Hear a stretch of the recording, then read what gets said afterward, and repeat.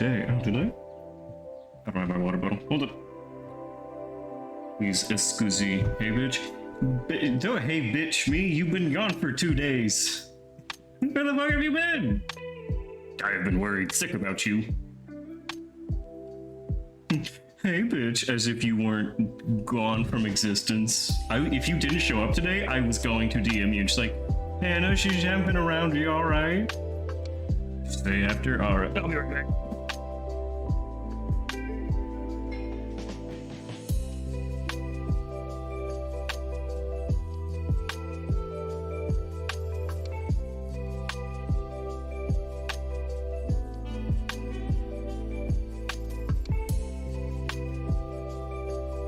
Alright. Man, I am excited to get into this Ace Attorney game. I want to know what DL6 means. Forgetting their hydration. Look! If I so choose to forget my hydration, then that is my choice. Man, I had a bitching headache yesterday. I tried to get through the full 3 hours, but like 2 hours and I'm like, fuck. I just feel like dog shit. There's no way for me to feel better. But today I felt a lot better. I got ice cream. It was a good Easter for me. Valid. I like to think so. I like to think that occasionally my feelings are valid.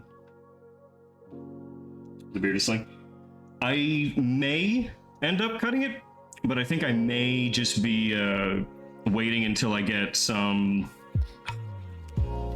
I don't know, actual makeup that I want to use, because I don't really have a whole lot of facial makeup, but maybe you'll be naked. I'm thinking about it. Right now, we're just trimming the beard a lot shorter than it has been. I think I'm going to keep that for a little bit because I've gotten a lot of attention for it because I've had that like full beard for so long that even whenever I like did trim it up, it was still a full beard.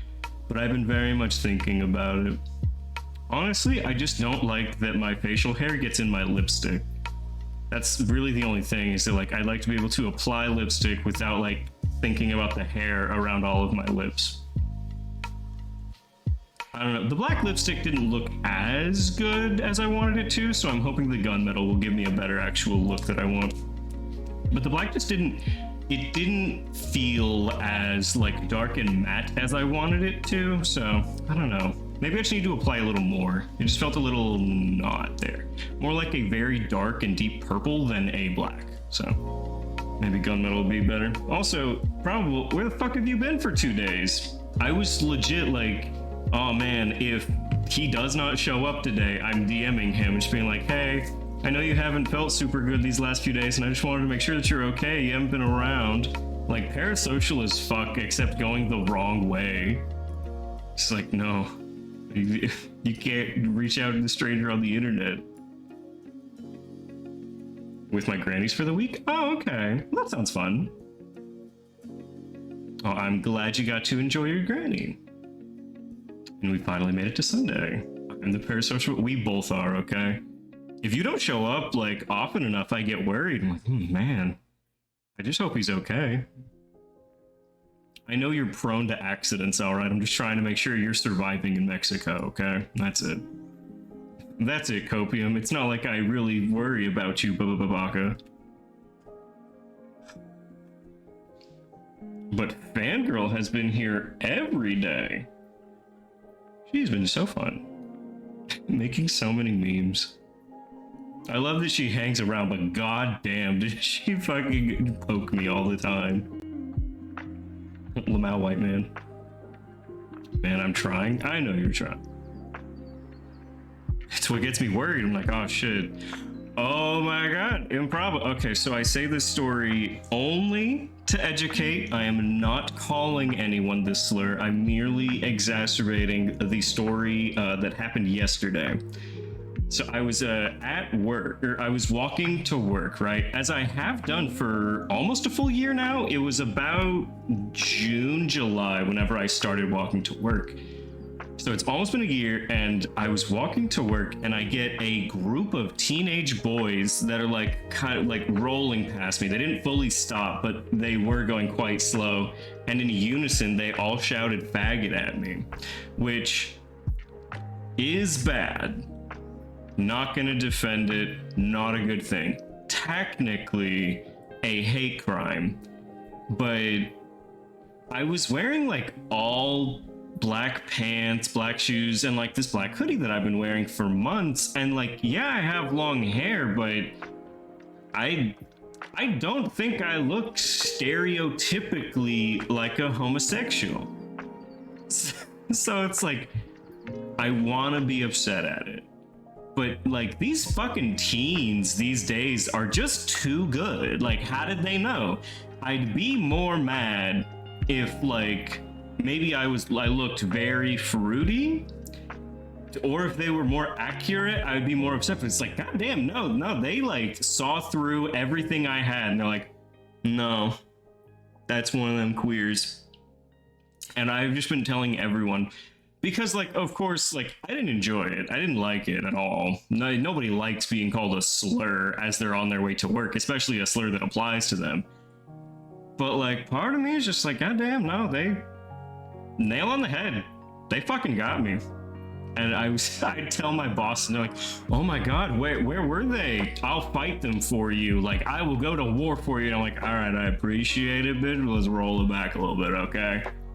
Call come from inside the house, for real. It's like, I appreciate it, but like, let's not do all this. I'm telling you a story that I find humorous. I'm the one who got called that. But I had one of my coworkers like, yeah, and like, if you were really a homosexual, you know, that classifies as a hate crime. And I'm like, look, I like men more than the guy next to me, okay? But I don't know if I'd go so far. Not because I don't think that qualifies, more because I don't think they did it because they took one look at me, thought I was gay, and just wanted to scream it at me. I think that realistically, these are just some kids that thought of a word that hurts some people, and they're gonna scream it at every guy that they're coming down the street. Manliest man, whatever, fruitiest man, whatever. They're gonna scream it at every man they can see who doesn't look like he can hurt them.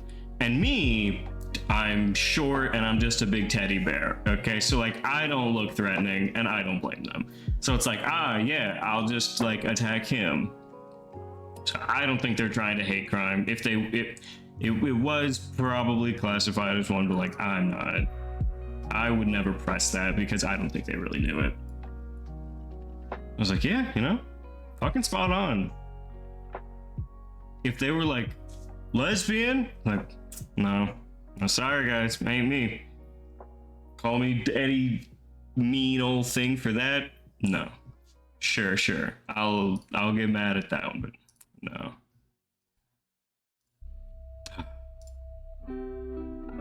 But other than that, I had a pretty good day yesterday. I had a splitting headache, kind of starting from the end of my work shift, so that was really unfortunate. And so I couldn't last the full stream amount. But other than that, it was good. And I thoroughly enjoyed the newest chapter of Ace Attorney, so you made me remember some kids called one of my besties a lesbian because of his long hair and flannel. Okay, first of all, if a lesbian's wearing flannel, she has short hair. It's just a fact of life, all right? But like, a guy with long hair wearing flannel? Nah, that ain't it.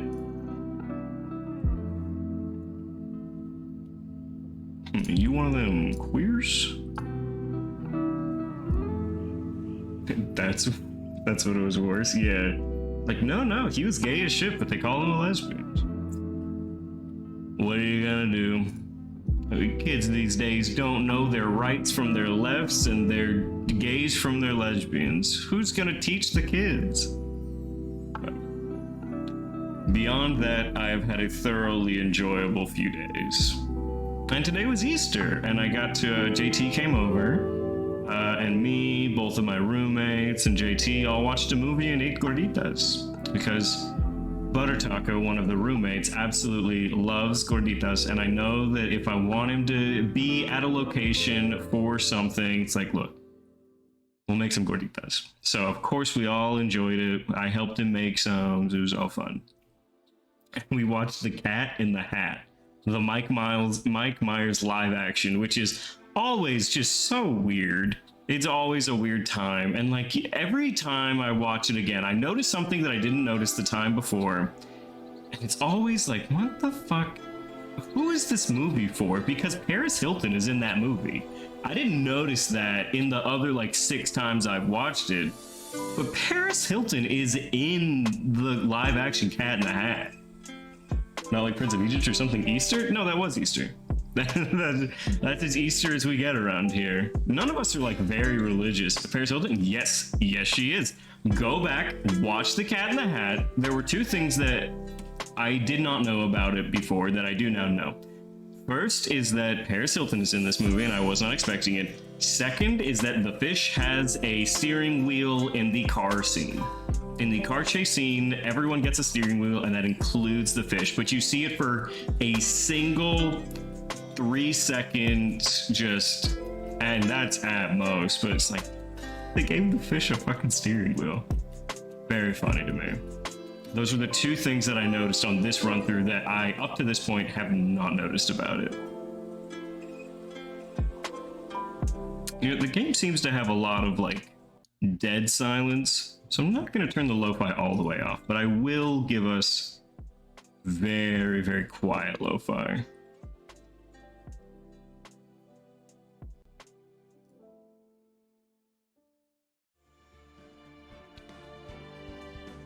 But yes, also we have a slightly new layout, being in that the thing up at the top is new, the thing on the sides, you know, all that. It's no longer the cherry blossoms, it's just this generic color. And I like the new, that was the word slays? Yes, it slays. So, and I like the new webcam frame. Just kind of felt like a time to give us a little visual update, and I like the new visual update. All right, we are currently in the trial, and we're at a shit position to have saved, but I couldn't make it any further, so let's try and remember everything about where we were. Order, order! What does this mean? The 2 prior witnesses heard gunshots after midnight? How this witness says he heard a gunshot before midnight? Okay, so if he has 3 gunshots, this accounts for the 2 after midnight and the 1 before. Judge, the answer is simple. The current witness is plainly mistaken. Oh, that's right. We have Larry as witness. Fuck. Just look at him. Suspicious. Oh. Suspiciosa. Alright, we have a very sus individual. What? Well, Mr. Wright, what do you think about Mr. Butt's claim he heard the gunshot before midnight? Larry is a liar. Larry is incorrect a lot. But the facts that he gave us before leading into this were the radio, which I don't think is wrong, and that's outside of himself. So I think because of that, we can say Larry's right. Larry's not mistaken, Your Honor. He heard that gunshot before midnight. Intriguing. I'm assuming you have evidence for this wild claim? Show me evidence there was a gunshot before midnight. No.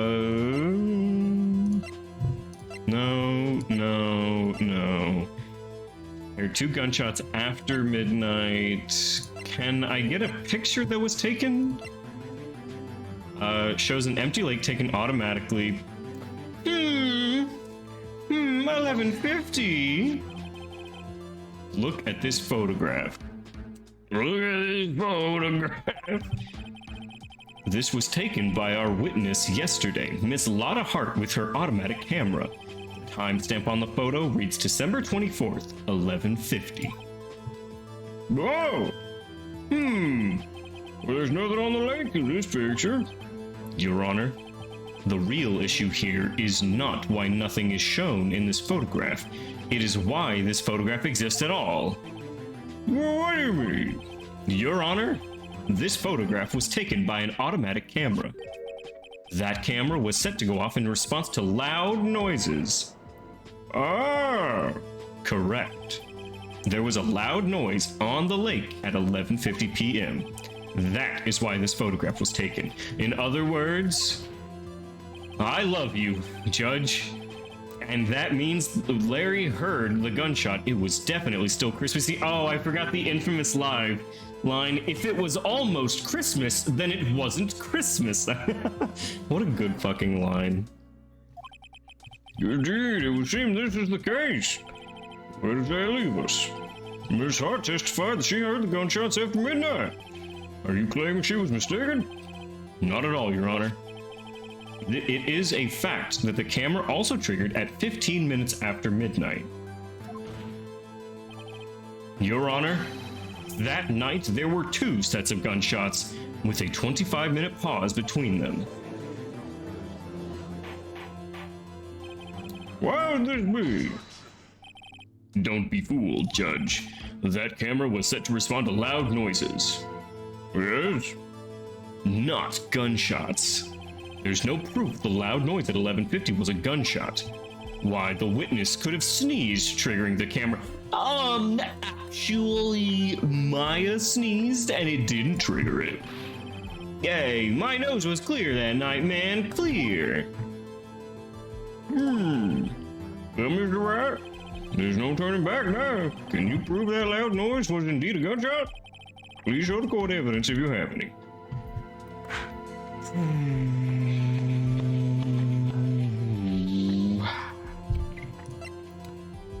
22 caliber, fired 3 times. Oh, I know why. It was Miles ass clapping.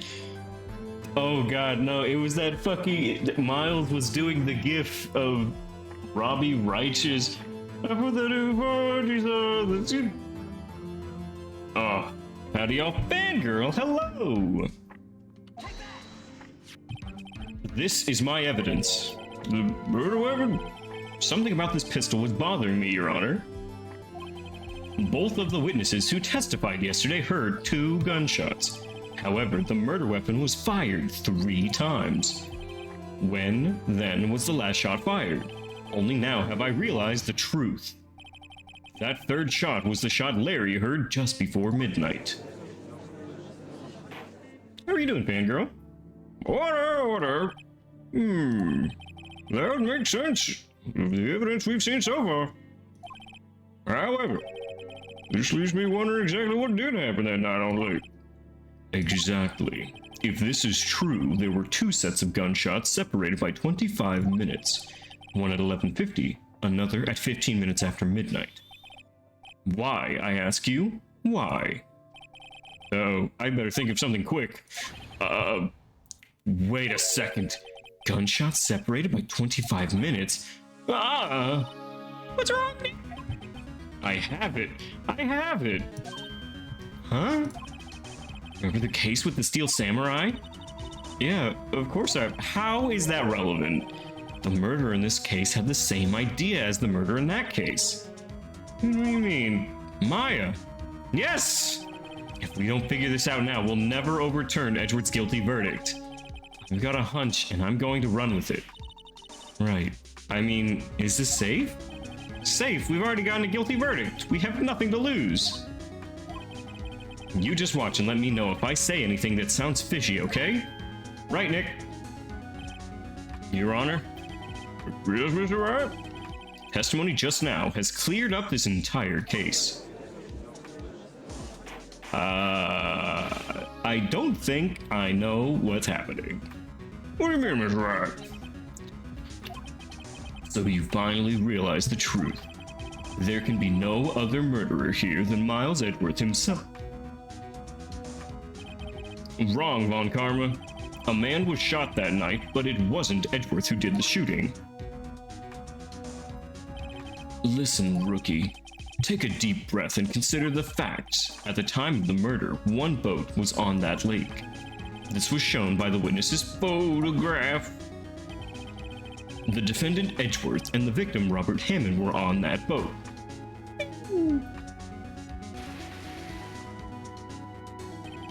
There was a gunshot fired on that boat, and Robert Hammond fell into the lake. The distance of the shooting was 1 meter. It couldn't have been suicide. Well, the guilty party has to be the other man on that boat. I admit it. It is hard to imagine any other possibility. Yes, but this assumes that the victim was shot at 15 minutes after midnight. What do you mean by that, Mr. Wright? A boat isn't a meter long, isn't it? It depends on the size of the boat and where in the boat you're standing. Because if you think the boat is a meter from tip to tail, that I could see. And it probably is like a decent amount of wiggle room between that, so I could see it being a meter roughly. But this is definitely not a meter. We have photographic evidence at the time of the shooting. Timestamp on the photo says 15. But Larry heard a gunshot 25 minutes before that. Robert Hammond was killed then, 25 minutes before the shot on the lake. It's the only way Edgeworth can be innocent. So we're really arguing from Edgeworth is innocent, not who is guilty.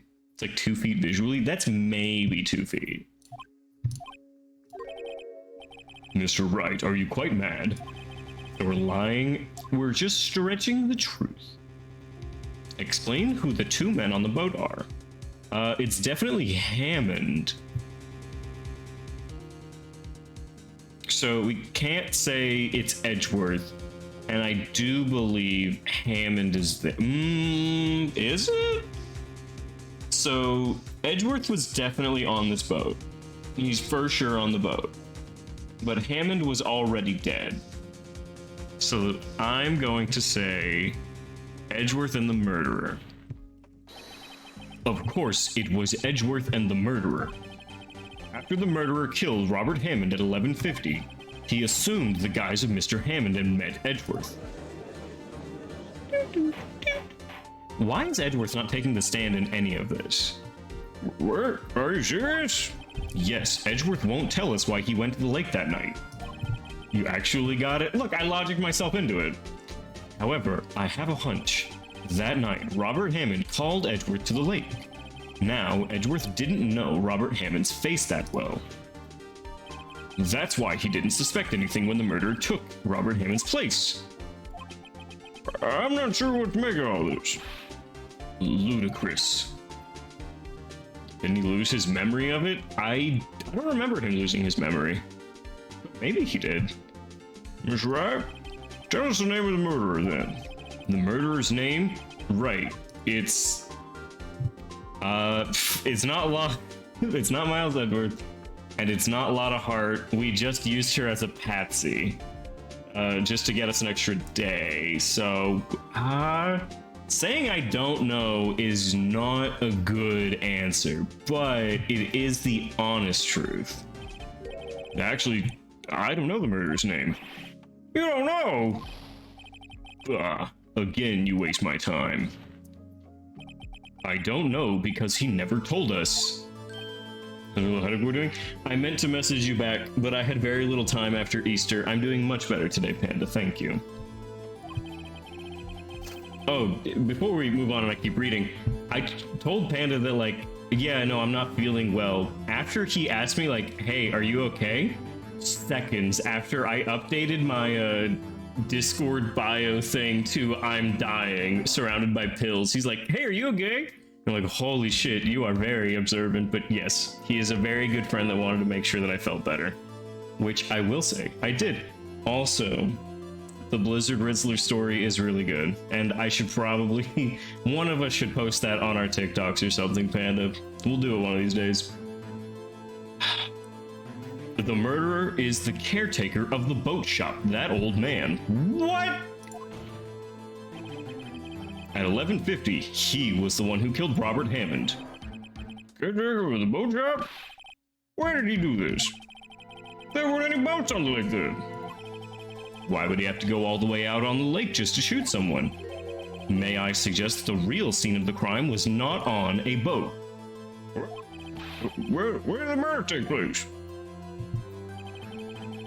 Show the judge where the murder took place. Shit.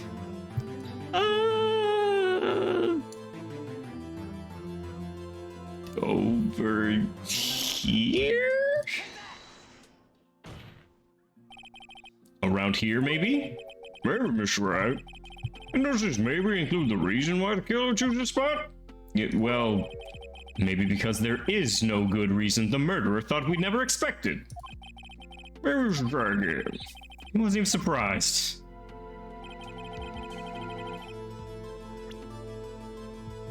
At your house, Your Honor? Yeah, Your Honor. There's like a really far shore up in the right-hand corner. Okay, so I don't think it was around here. At least I don't think so. I don't think it'd be here. Okay, Larry was on the lake at this time. He heard a shot. The camera picked up nothing on the water, so all of this water we know it isn't. We've guessed over here. We could guess here. We guess here. Maybe over here. Lotta Hart would have heard it, so I don't think it is up here. Lotta Hart definitely would have heard a gunshot right around here. So then I would have to say over here, because Larry wasn't at his hot dog stand. The car or trail do make sense. So the car had a witness, and she didn't know about the first gunshot, which is what we currently think about. So this, I do not think so. We are currently saying that this guy did it, and we've already guessed here, and that didn't happen. It could be the trail. I will admit it could be the trail, but nobody was here because the guy who was here was out here. So I'm going to say it's going to be here. Hot dog stand do check out? Okay, yes, and the hot dog stand was correct. I thought Lotta was out further past the dog shop. Lotta Hart was past the boat rental place. That's where her car was. So she would have known about it. So it's hot dog place. Around here, maybe? Maybe, Mr. Wright. And does this maybe include the reason?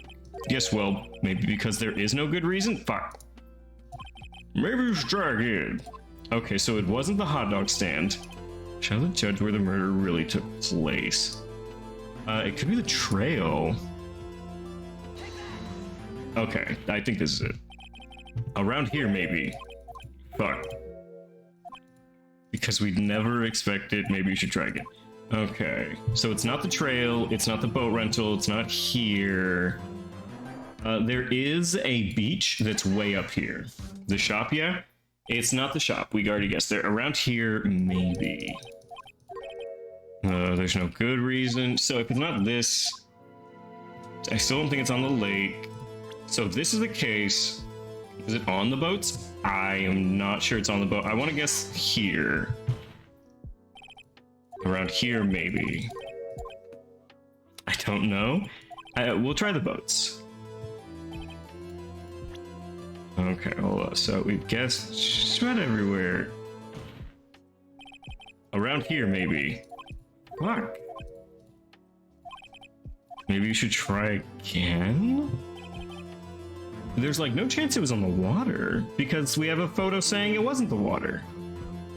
Like not down here. Let's try right around here. Around here, maybe. Fuck. Good thing we're not taking damage. Yeah, like we've clicked everywhere. Is it specific? Okay, the one place we haven't clicked is on the water.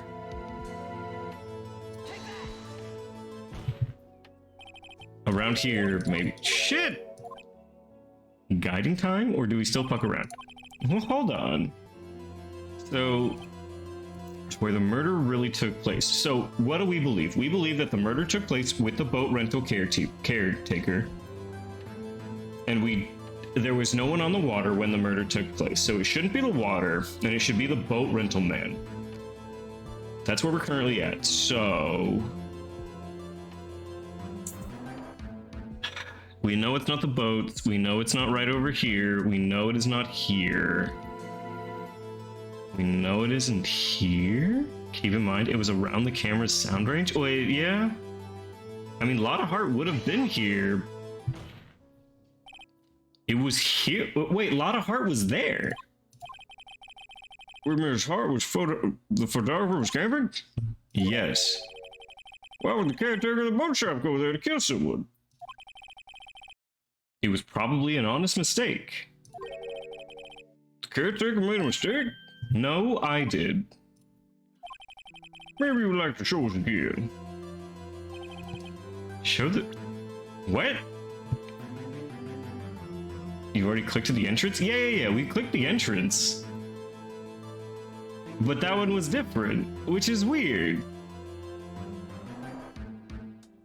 Maybe, so we clicked up here, maybe down here?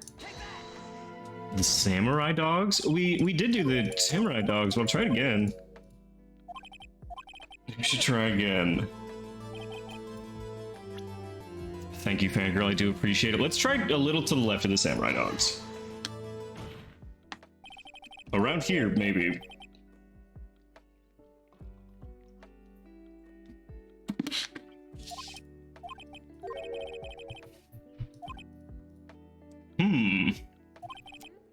Maybe you should try again.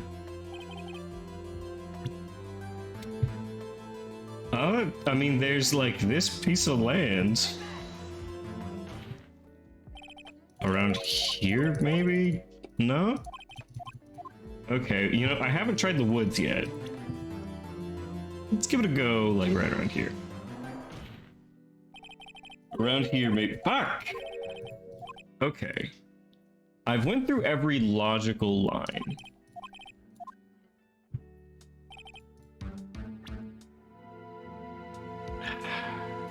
Check here.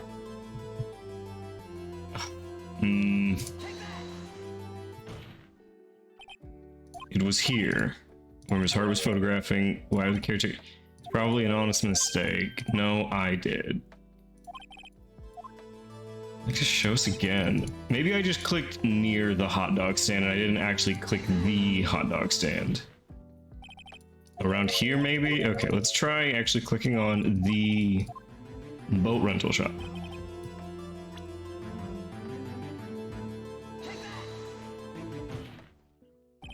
Here, of course, the boat shop where he lives. That way, he could meet with the victim without anyone seeing. Do you have proof that the boat shop was the scene of the crime? Recall Larry's testimony, if you will.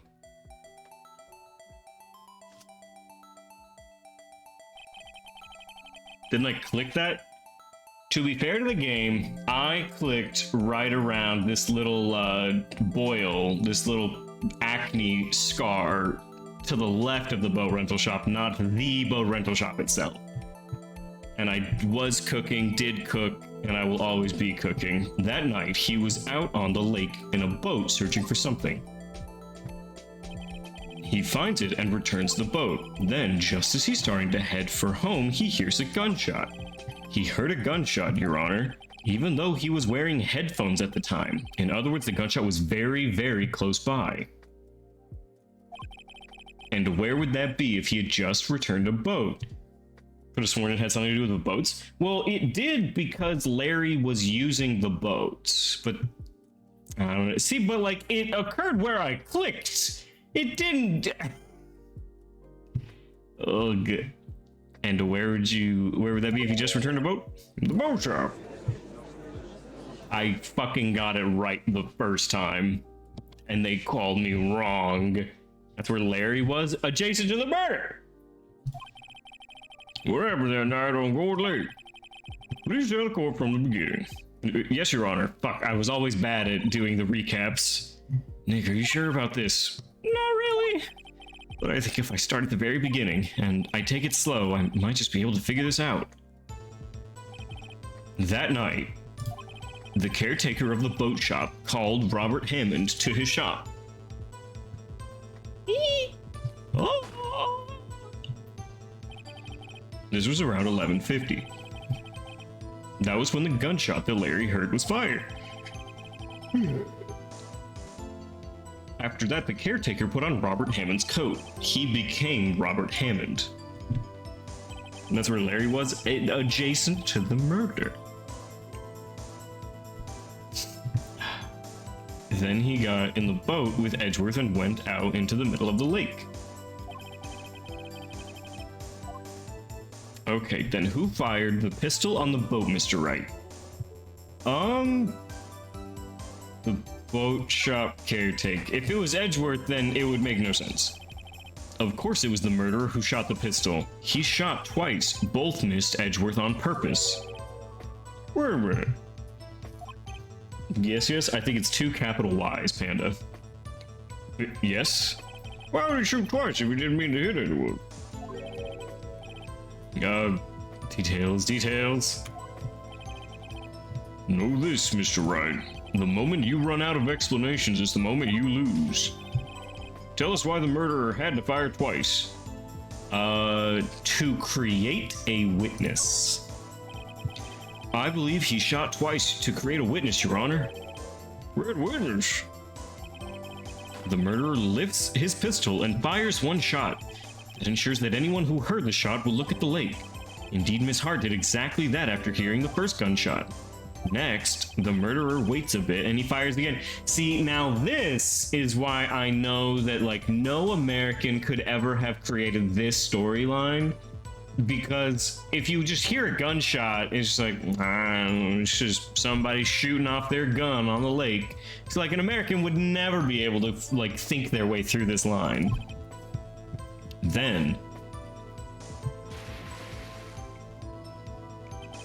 the murderer jumps from the boat himself, leaving the pistol in the boat behind him. I see. Is that what, looking from the edge of the lake, it would appear that one of the men on the boat had shot the other? The murderer didn't know about the automatic camera, of course. That's why he shot twice, to draw attention to the boat. Once he realized that, everything else falls into place. The boat shop caretaker swam back to his shop. Then he put Mr. Hammond's wet coat back on the body and threw the body into the lake. Wait, is Miles accused of murder? I forgot about this case. Yes, Miles has been accused of murder. He was found with his handprint on, or his fingerprints on a gun. Okay, he shot the guy, then shot twice in the water. Yes, he shoots the guy, gets on a boat with Edgeworth, shoots twice to create a witness, and then we go. You know, you guys like Yes Yes. I prefer CC or Yes Yes Business. Can we get some Yes Yes Business going? I know if I ask it, it won't happen. This is what happened, Your Honor. These are... So Miles is just being accused? Yes. This is business. Ah, no capital Y's. Oh, look at that cat in his little business suit. God, I love it. And these are the events that transpired on that night on Cord Lake.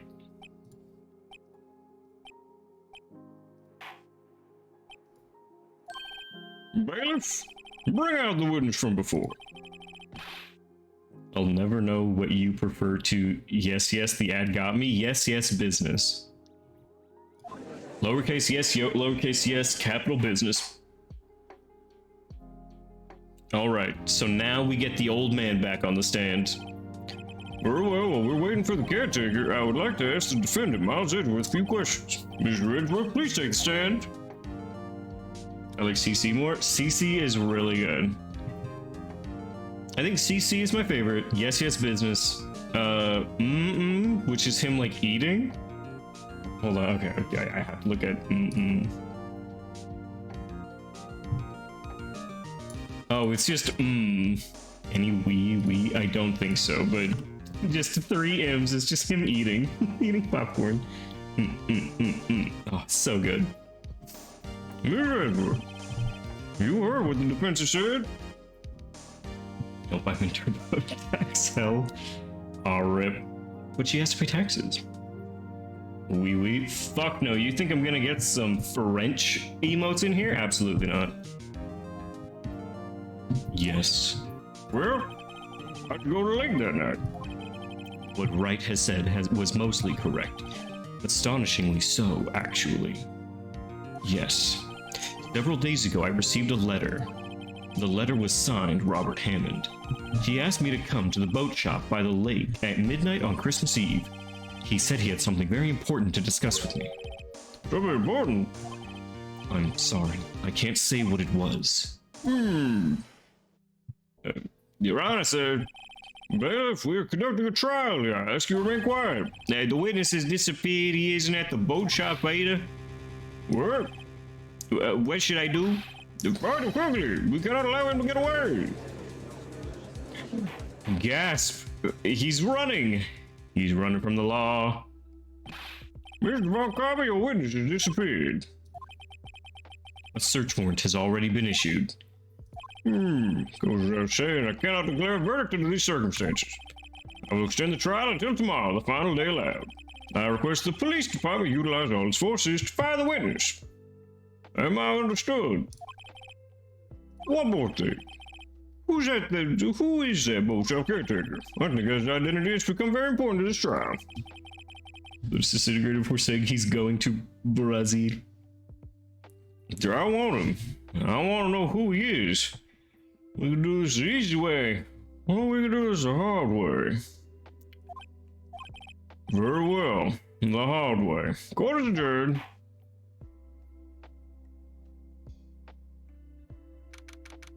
December 27th, 1:22 p.m. District Court, Defendant Lobby, number 2. Yay, Nick, you did it! Yeah, well, at least we got out from under that guilty verdict. And what about Larry? That was something else. Okay, I will just say, we didn't have evidence for most of that. We really were winging it. We just decided to lie and see if the evidence it just fell into place.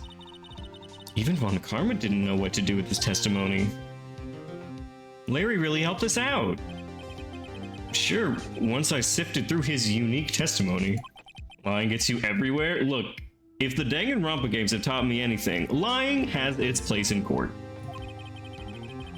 I just wish our cases weren't so down to the wire all the time. I know what you mean. Sometimes I feel like it's us on trial instead of our clients. Hey, Edgeworth. Oh, edgy. Twirls hair. Twirls spiky quills. Mr. Edgeworth? Did you just say something? Don't look so pained. I mean, it looks like you're probably going to get off the hook. You could try to smile just a little. Relax.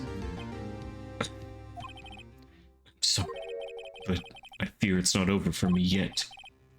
What do you mean? Right? There's something that's been troubling me for a long time now. Edgeworth, please, is good. Edgeworth, please, is good. And I don't know whether or not to tell you. Edgeworth, it's okay. I'll let you. You can do whatever you want. There's so little time left. I want to tell you to get it off my chest, but I can't make up my mind. What is this about, Edgy? When I'm with you, my mind is so full and empty at the same time. It's a nightmare I've had. Thank you for the misunderstood improbable. Can't believe this copy pasta would be used this late. I mean, it's good that the copy pasta is so relevant. I am misunderstood about their clearly homosexual relationship. A memory of a crime that I committed. A crime you committed? A memory of a murder.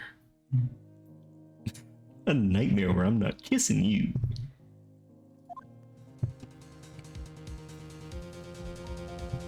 What is the copy pasta?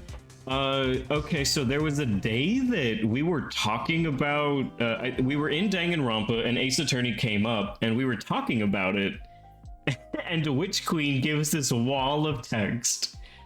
You know, we were talking about Edgeworth and Wright during some Danganronpa stream and she just gives out this wall of text. It's like, yes, but like, they do kind of love each other, but it's not in that way. He just like admires him. And I was like, I'm keeping that because it starts with like a shit-eating grin of, not to sound like I'm just saying you're wrong, you kind of misunderstood me the other day. So I'm like, all right, yeah, this is perfect for whenever I just misunderstand anything. So fucking good. I adore Witch Queen for giving me that. I'm not saying you're wrong, but you definitely misunderstood me. It's like, god damn. I don't know. Maybe try harder next time.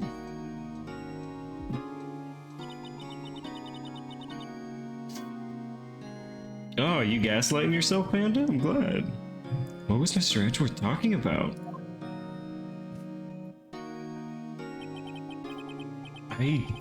Do we have a gatekeep command? I think it'd be like gatekeep and then the thing you want to gatekeep. What does that one say? Can somebody redeem the gatekeep command? Like gatekeep Edgeworth? Gatekeep Wrightworth? You've never heard of Wrightworth before, you wouldn't understand it. It's like really complicated. It's so perfect, goddamn. Why am I so good at shitposting all the time? A memory of a crime that I committed. A memory of murder. Do you really think Mr. Edgeworth killed? I don't believe it. Not Edgeworth. Some painful memory's been troubling him recently. But he'd never take someone's life. Never. Nick.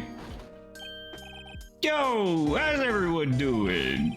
What do you think of my performance today? See, Panda, you gotta keep it as a single word.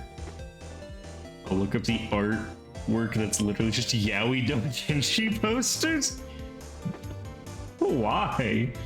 That just seems like you're telling me about your, like, hobby. It's like, oh yeah, and like occasionally I'll look up artwork that's just yaoi doujinshi. What do you think of my performance today? I had him swooning in the aisles, huh, Maya? Swooning? Me? Oh yes, I do remember feeling faint. Right on. Tell me the truth. It was like love at first sight, right? Right, Nick? Huh? Me? Well, maybe my heart skipped a beat or two. Hey, keep your mom. I'm glad you enjoy gatekeep your mom. That is a creative use of the command.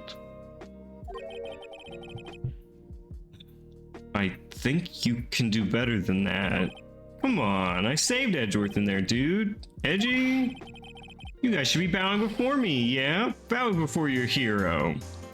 I know we have suggestion and that one is just a shit post because it doesn't allow you to say anything. But there's another one like suggestion that I can never remember. Wear butts? He's right here.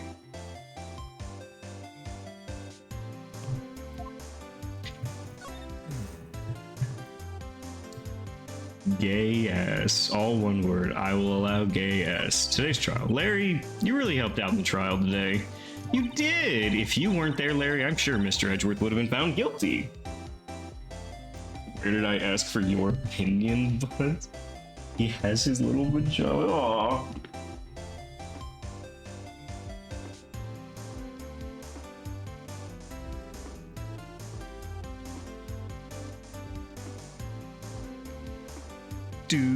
Do.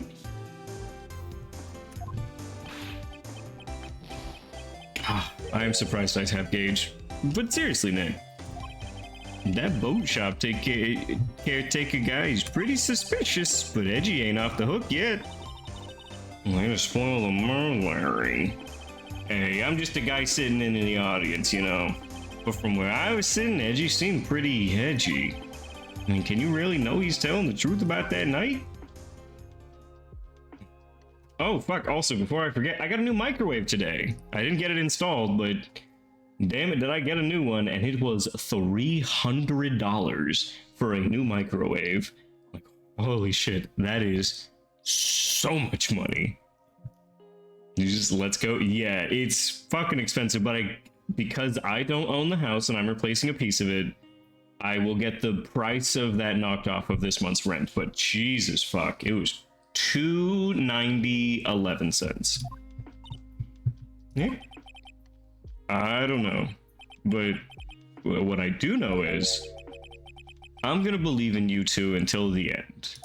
Your TV dinner will be 2 seconds faster? Fucking, I don't know, man. My TV dinner will technically be there. Us too. Edgeworth and who else? You mean me, right? Nah, he means me, right, Nick? Oh, so I'm saying that to also say the guy that installs it is might be a little late on Tuesday, and depending on how long it takes him to install it, I also might be a bit late on Tuesday. So just a heads up, if I am late on Tuesday, I will say so in the Discord. I don't think it'll be too long if I am at all. But the time is time, and this shit's got to get replaced eventually. Yeah, you, Larry. We'll just spam till you come. Thank you. That's exactly what I want. Yeah, you, Larry. Not me. but why you, Larry? Huh? Actually, yeah, why me, Nick? Enough with the silent treatment. Nick, why do you trust Mr. Edward so much? I mean, he's changed recently, true, but when we first met him, he was kind of a jerk, don't you think? You didn't know him back then. Back when he wanted to become a defense attorney? Wait, was that when you two were classmates? Mm-hmm. Yep, in grade school. Fuck, doesn't everybody want to be a fucking defense attorney in grade school? They saved me. Miles and Larry. They saved me and I'll never forget it. That's why I became a defense attorney, you know? You're fucking in law school? Oh, 100%. We have to be. Hey, Larry, what's he talking about? Huh? Sorry, I kind of forgot. Okay, Nick, out with it. I'm going to hear this story today, and that's final. Okay. Kind of a long story, so hang in there. It was the very end of 3rd grade. I was on trial. A class trial. A class trial? I remember it like it was just yesterday. You remember, Larry? Spring, end of 3rd grade? The daffodils had just bloomed. Wrong for music. A kid in our class got his lunch money stolen. Lunch money? Our school was really small. Every month, kids would bring in an envelope with money for lunch from home. I see. Anyway, this kid's envelope had disappeared with $38.00 still inside. Oh yeah, now that you mention, I do remember that. I can see why you'd forget though. You were out of school that day. Anyway, the envelope had been stolen during PE class. Can't believe I gotta use the ship wiki to get my pics. Well, yeah, because you gotta go to the one place where everyone else is, which is the ship wiki. Anyway, the envelope had been stolen during PE. I was coming down with a cold, so I skipped PE that day. I was the only one not in class. So, they thought you did it? Yeah. Kids in class said I should be put on trial. Trial? So the next day, we held a classroom trial with me as the defendant. Imagine that, oh yeah, everyone thought I did it, so I was put on trial. I didn't do it. Guilty. He did it. Guilty. It was you. Thief. Give the money back. You're such a meanie. No one play with him. Just admit you did it. You can't hide the truth. We're not going to play with you anymore. Yeah, no borrowing my eraser. You should be allowed to relay race. Or the library committee. Give me back my 50 cents I loaned you. Did you rob the bank the other day? Now, Phoenix, you shouldn't steal people's money. It's not right. In the end, even the teacher thought I'd done it. Go over and apologize, Phoenix. Me, every day I turn on stream knowing I will be playing Danganronpa this day. I didn't know what was happening. Every day I play Danganronpa. I didn't know what was happening. I was so sad I couldn't stop crying. Yep. Everyone was staring at me like I'd done it. Yep, I refused to play Persona. Panda was staring at me like I would play it ever. I tried to apologize. I went to where the boy whose money had been stolen was sitting. That's when it happened. He shouldn't have to apologize. The only thing that belongs in a trial is evidence. Anything else has no place. You should all be ashamed. Amateurs. Miles? That's right, it's me, miles per hour. You can call me Tails. It wasn't you who stole my money, was it? No? Then you shouldn't apologize. Everyone's been shouting you did it, but no one has any proof. That's why, Your Honor, this boy is innocent. Edgeworth was our defense attorney. Aww. But Miles, it was your money that was stolen. Yeah, he did it. He's the one. We don't need proof. Make him say he's sorry. Why don't you all just shut up? This is always how it is. Everyone ganging up and picking on one person. Just think how he feels. He said he didn't do it, so he didn't do it. Look, Phoenix Wright may be lazy, not good at sports, weak, ugly, he might have bad taste in clothes, but he's not a liar. He has a haircut, exactly. Very well. I will replace the money myself. This class trial is over. He may have no bitches, he may be the least popular guy here, but he is honest, he's no liar. And that's how it happened. After that, the three of us were the best of friends. We were the best of friends, we were the worst of friends. Wow, I had no idea. Yeah, I had no idea either. I mean, I forgot. That's when I learned what it meant to be alone. Totally alone without a friend in the world. You did a good thing, Larry. Yeah, well, I was just lucky I took the day off from school. If I'd been there, they would have thought I'd done it. I took it kind of personally, see. When something smells, it's usually the butts. Anyway, oh good. Fuck, I had like 4 gorditas, and they're fucking fighting me right now. Anyway, Edgeworth and I talked after that class trial. That's when I heard his father was a defense attorney. I remember his eyes would shine when he talked about his father. I'm gonna become a defense attorney just like my father. A famous defense attorney. Natural selection, shut up! Then, a few months later, he suddenly transferred to another school. The DL6 incident. Right. I'm not sure, but the transfer probably had something to do with his father's death. That's so sad. It was several years later when I heard his name again. There was an article about him in the newspaper. The headline was something like Dark Suspicions of Demon Attorney. Fabricating evidence, manipulating testimonies, covering up facts. The article said he'd do anything to get a guilty verdict. Anything. Why? What happened? I mean, that's not the Edgy I used to know at all. That's what I thought too. I tried to get in touch with him, I don't know how many times. He never replied. I guess he didn't want to see his old friends. I couldn't just drop it though. I wanted to meet him, to learn why he had become who he became. That's when I decided. Wait, you don't mean that's why you became a defense attorney? To meet Edward? If I was a defense attorney, I knew he'd have to meet me whether he wanted to or not. In court.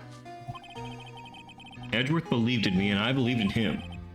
He's in pain and no one's on his side. Welcome to the Yowie-based game. Yeah, it's... I learned law just so I could meet up with my guy friend. I'm the only one who knows the real Edgeworth. I'm the only one who can help him. Whoa, Nick. So is that why you helped me out for free? Yeah. I helped you because I believed in you. Except I don't remember saying I'd do it for free. He blocked me on everything, so I applied to his job. See you in the morning. Fucking toxic. Oh, Nick. We have to save Mr. Edgeworth if it's the last thing we do, okay? Right. Very well may be.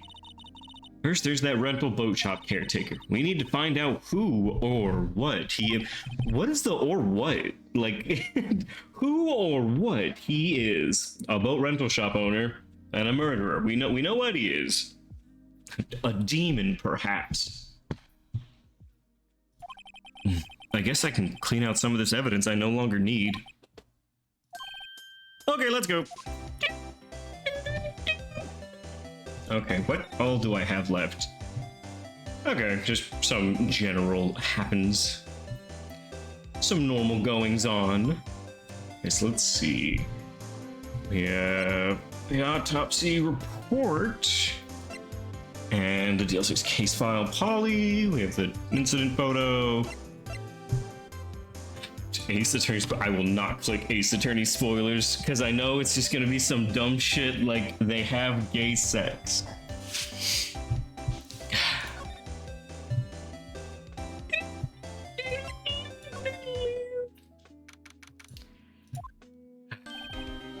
Hey, Belle, long time no see. Detective Gumshoe. No, but still don't click it. Ah, okay. Close one today. I got so worked up I snapped my tie in half. Oh yeah, I bet you just got so worked up you just popped all the buttons off of your shirt. I'm sorry about that. No problem, pal. Thanks to you, we know who really did it. You mean the boat shop caretaker? Look, I'll make you a promise. I have that scoundrel in my custody by trial time tomorrow. Come what may, it's my duty to you as a police officer. The big meaty hands? Exactly. Now I'm off to catch me a criminal. I need that criminal in my clutches today. Detective Gumshoe sure is active today. We both looking at Gumshoe. He sure is working today. One other thing. Fuck, let me lust after you when you leave. No one can go into the woods today. The woods? Where Lotta was camping? The woods are off limits to camping, and apparently the park ranger found out. He got pretty mad. No one can go in for a while. I guess Lotta's in a lot of trouble. Anyway, I'll be seeing you tomorrow. So I still go to the public beach, so that's good. December 27th, public beach. Huh? The steel eyesore's missing. Eyesore! Looks like the hot dog stand's closed too. Look at Larry's too busy worrying about Edgeworth to show up for work. I mean, I probably would have been too. An excuse to take the day off.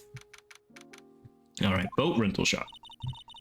That old caretaker got away. Yep. I never imagined he might be the real murderer. Him.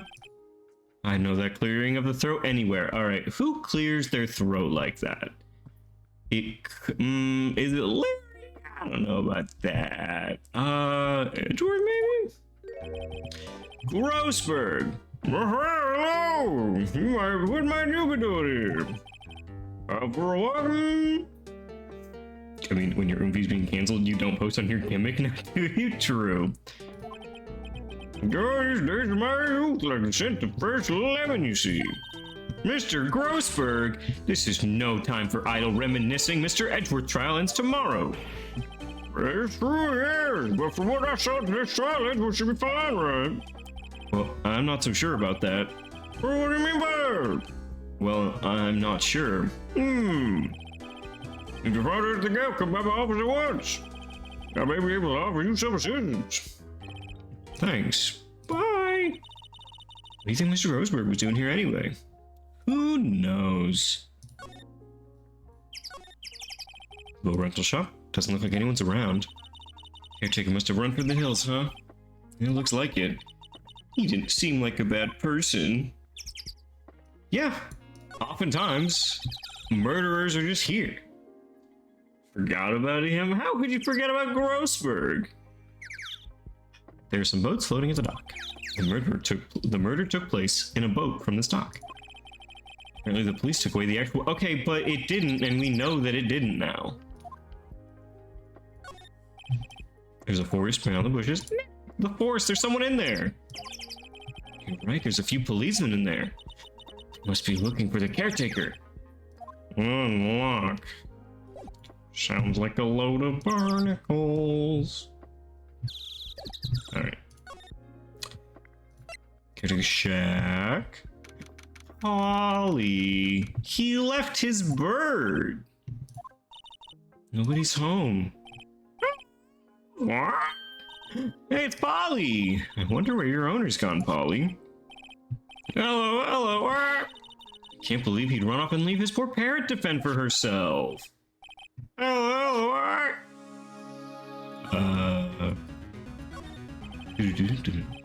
Everything's cold. Looks like he didn't turn his heater on. Guess he hasn't been back here since the trial. Ah! What's wrong?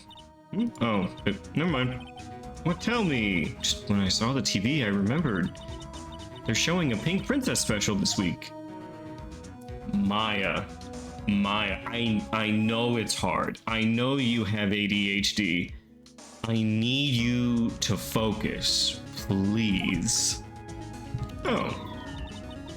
See, that's why I didn't want to tell you. Finally represented. Alright, now I remember the code for the safe. Who else remembers the code for the safe? Doesn't look like he used this kitchen much. You're right. I guess the whole pasta restaurant thing was a lie.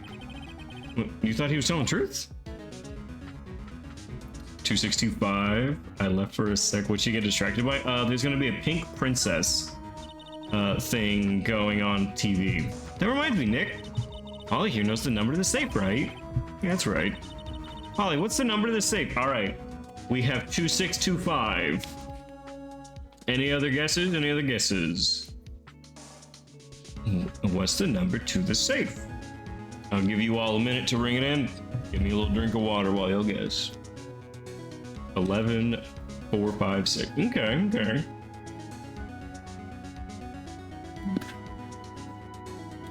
What's the Leon number? 11037. All right, what's the number of the safe? 1228. It had a bunch of ones. It had a single one. Come on, let's open it, Nick. Come on. I'm sure there isn't any money in there. Aww, but hey, he was locked, right? There must be something of value. Not so sure. Okay, Nick, let's see what's in here. There might be a clue. The only thing in here is a letter. A letter? Oh, boring. Which letter is it? Well, it's actually a lot of letters, all written together to make sentences and become a parcel for another person. It's handwritten in very precise, clear letters. Get your revenge on Miles Edgeworth. Edgeworth? Why would Mr. Edgeworth's name be on here? I have the same facts that you do, Maya. How would I know that? I'm gonna read the whole thing. Get your revenge on Miles Edgeworth. It also says this is your last chance. Now is the time to get revenge on the two men who ruined your life. The rest of the letter goes on to describe the murder plot in detail. How to kill Hammond, how to frame Edgeworth, calling Edgeworth out to the lake, getting on the boat, firing twice. This is exactly what I figured out today in court. Your car's extended warranty. It's all here in perfect detail. Imagine if this is all because of the lunch money. You know, maybe it is. But I don't know how much Robert Hammond has to do with the lunch money. What do you think it means, Nick? I don't know, but it looks like these are instructions for the caretaker. When he killed Hammond and called out Edgeworth, he was following instructions. He could have written that letter. And does it mean... What does it mean to get revenge on Edgeworth? I don't know. All right. One thing's for certain. This letter is an amazing clue.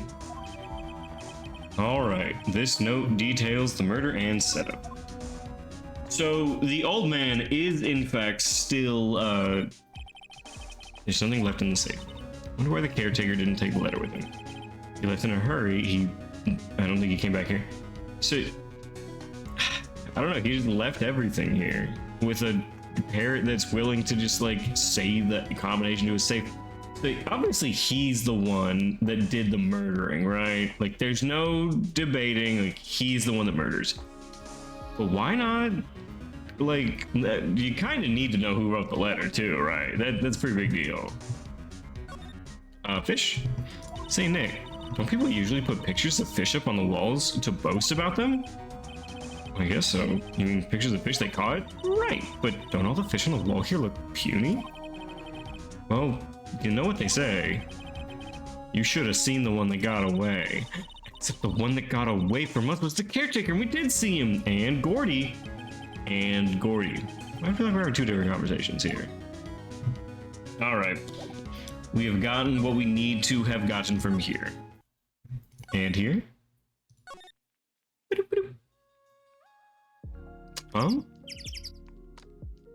Went for some food. What did I miss?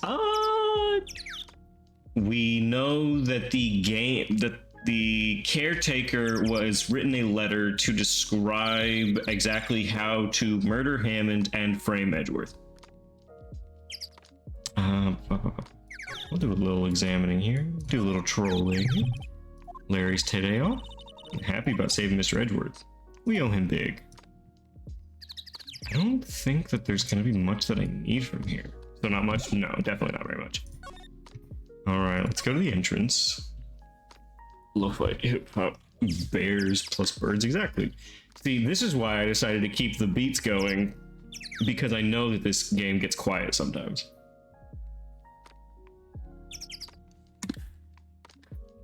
And whenever the music plays, you just can't hear. Alright. Examine. Is there anything I really examine here? I don't think so. Nothing that feels relevant. I feel winter's chill from the bare leaf trees today. What is it about winter that turns people into poets? To object and love your friend, exactly. I don't know, my toes are starting to feel numb. Yes, my poetry has that effect on some people. Shut up, Miles. Not Miles. Fucking ace attorney. We can go to the detention center? Let's try the detention center.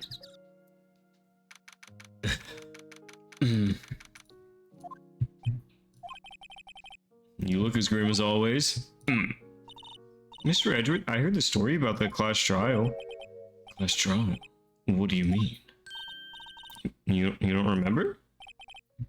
No, I don't. Your lunch money was stolen, wasn't it, in 3rd grade? Lunch money. Oh, right. Yes, I seem to remember something like that. Nick, I think you're the only one who really remembers. Well, it probably only really mattered to me. I Trevor didn't know. That trial was the reason Nick became a defense attorney. Ridiculous. Gee, thanks. That said, it does sound like the kind of thing you do. You haven't changed a bit, have you, Wright? So simple. To a fault, even. Well, maybe yeah, but I think you changed too much, Edgeworth. You merely misunderstood. Perhaps. Alright. That's so cute. God, why does everything he say make me feel that kind of way? What a prosecute. Hey, Edgeworth. Redeem vibe time? Alright, we got 5 minutes.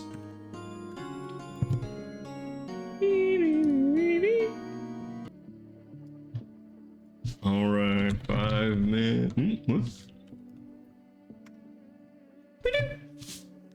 Let's stream the pics. Alright, let's see them. Oh my god.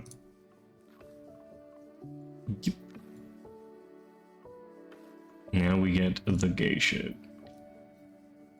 What is it with all of the, like, courtrecords.net? Alright, well, let's open more of them up, and then we can appreciate all of them at the same time. We stand 2 gay lawyers and their adopted daughter that has a mix of their colors. This is true. I will always stand the gay lawyers. And the OG manga LOL. Show the Persona 3 rumors on Twitter, please, I beg. DM them to me, and then we'll look at it in a second. Reiji Mitsurugi. Man, who? Who is this? Reiji? Alright, fair enough. Oh, look back. Look back at him as he walks away. He was red and was blue, and when he touched me, we were a lilac sky. Fangirl. Wait, what? And Phoenix is called Ryuji Naruhodo. Oh, okay. You mean to tell me that these pun names aren't literally their names in Japanese as well? Mr. Always Right and Edgeworth. You mean to tell me he wasn't? Kind of forgot him. That's all right. So they are making a Phoenix out of chocolate. This is cute. Oh, he has a photo reference of him. Oh, that is adorable. Oh, they love each other so much. They're cute as fuck. They really are. Oh, going to get some miso soup. He is right. Exactly. He's always right. And Miles Edgeworth is edgy. Pointing. I point down at you. I point up at you. I'm here. Also, Maya is here.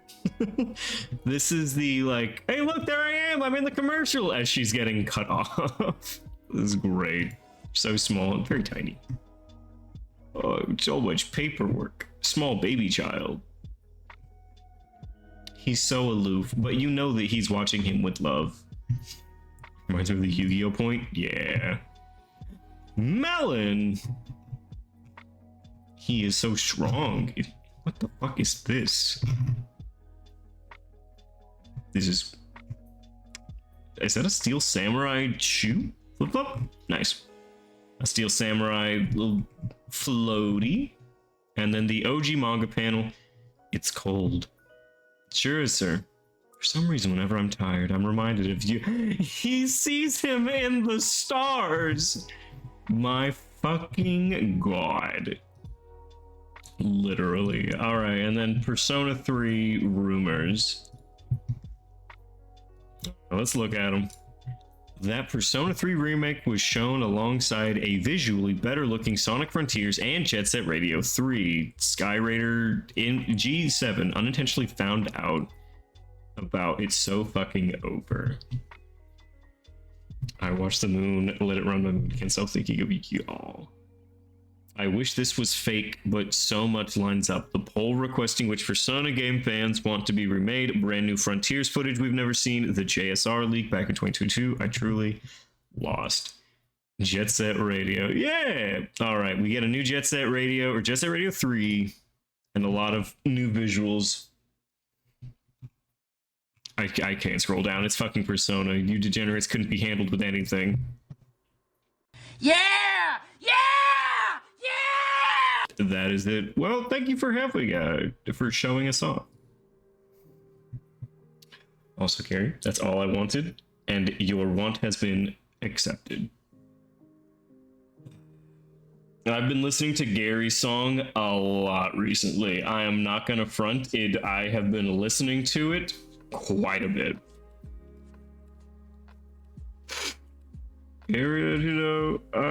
Why does he have lashes? This is the child one. What do they do to my cat Gary? It was just snail, but this is baby SpongeBob show, and this is prehistoric Gary. Lay gasp. All right. Edward, why did you become a prosecutor anyway? You used to look up to your dad. You said you wanted to be a defense attorney, right? Couldn't let myself deny reality like you. Well, what do you mean? Father was taken from me and you want me to defend criminals? I'm sorry, Wright, but I'm not that good of a person. One suspect was apprehended in your father's murder, right? Yes. The man trapped in the elevator with my father. His name was Yanni Yogi. He had to be the shooter any way you look at it, yet he was found innocent. You don't find innocence in a trial, you simply find guilt or lack of guilt. That defense attorney got him off the hook. That'd be Robert Hammond. On that day, 15 years ago, the three of us were trapped in that elevator for 5 hours. When we were rescued, we all suffered oxygen deprivation. I'd lost all memory of the murder. Lost your memory? Even now, I can't recall what happened in that elevator. That was the crux of Yogi's attorney's argument in court. He claimed Yanni Yogi had been not of sound mind due to the oxygen deprivation. Yogi was released due to a lack of evidence. Innocent. That's when I changed my mind. I started to hate defense attorneys. Okay, but so even if we wanted to actually prosecute Yanni Yogi later, you can't double jeopardy him. He's already been verdicted not guilty for this. What's your relationship with Von Karma?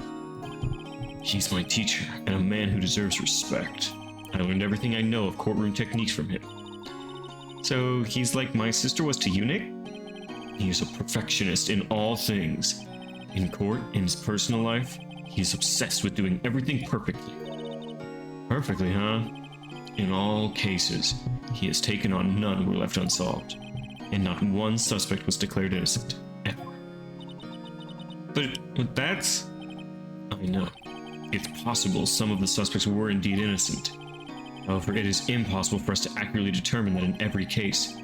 All Von Karma does is his job to find the suspect guilty perfectly. In any case, it's nigh well impossible to find a weakness in him. Should a weakness appear, he would do everything in his power to make it go away. But Edward, if what you're saying is true, you're headed for a guilty sentence tomorrow. You raised him up after the incident? Yeah, I mean, Von Karma is just that guy to him. He's right. There's no time to praise the enemy, Mr. Edgeworth. It's a strange situation in which I find myself, I'll admit. No kidding. Alright. Sorry. I'm not sure I can help you with that. Don't worry. Just letting you know that you're dealing with the real one right around now. It's for the criminal affairs office. Looks like Detective Gumshoe hasn't gone back yet. Gumshoe, he won't be coming back today. Really? Yeah, he said there was some guy he had to arrest by tomorrow. Boat shop caretaker. He shouted something about catching him if it's the last thing I do, pal. Good luck, Gumshoe. Let's go back to the detention center. So we can go to Grossberg. And let's talk to Grossberg. He's out again. When does he work anyway? Now, don't be harsh. I guess we'll have to come back later. Carrie, can't you see? I messed up. I was blind. Now you're gone. They left, Nick. I know. Well, no time to waste. Let's get going. Alright, let's... Don't go to criminal affairs. Don't go to Grossberg. Wordlick? I'm gonna go to Grossberg one more time just in case. Okay. Back to right law offices. Gourd Lake entrance.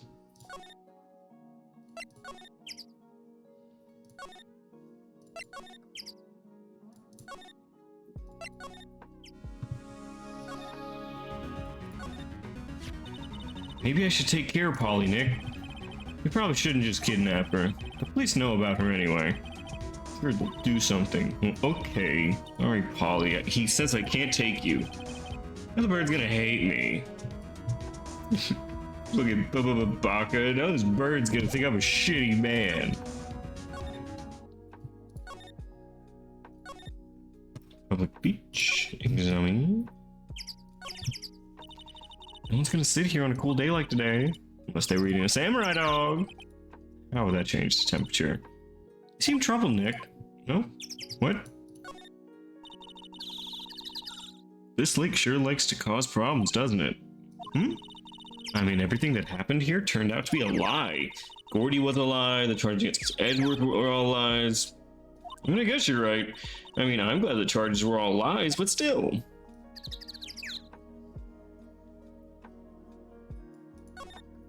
I'm just saying, over 50% of homicide cases are inconclusive and, you know, don't find anyone guilty. So if you guys just take your chances, with it. At least the place is well maintained.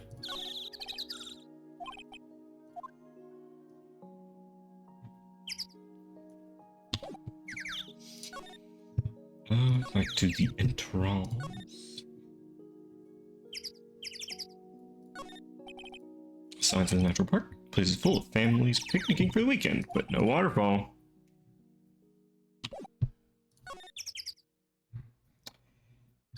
America, look, that's a lot of places, all right. But I am saying in America, less than 50%. Okay, we've been to Wright and Co.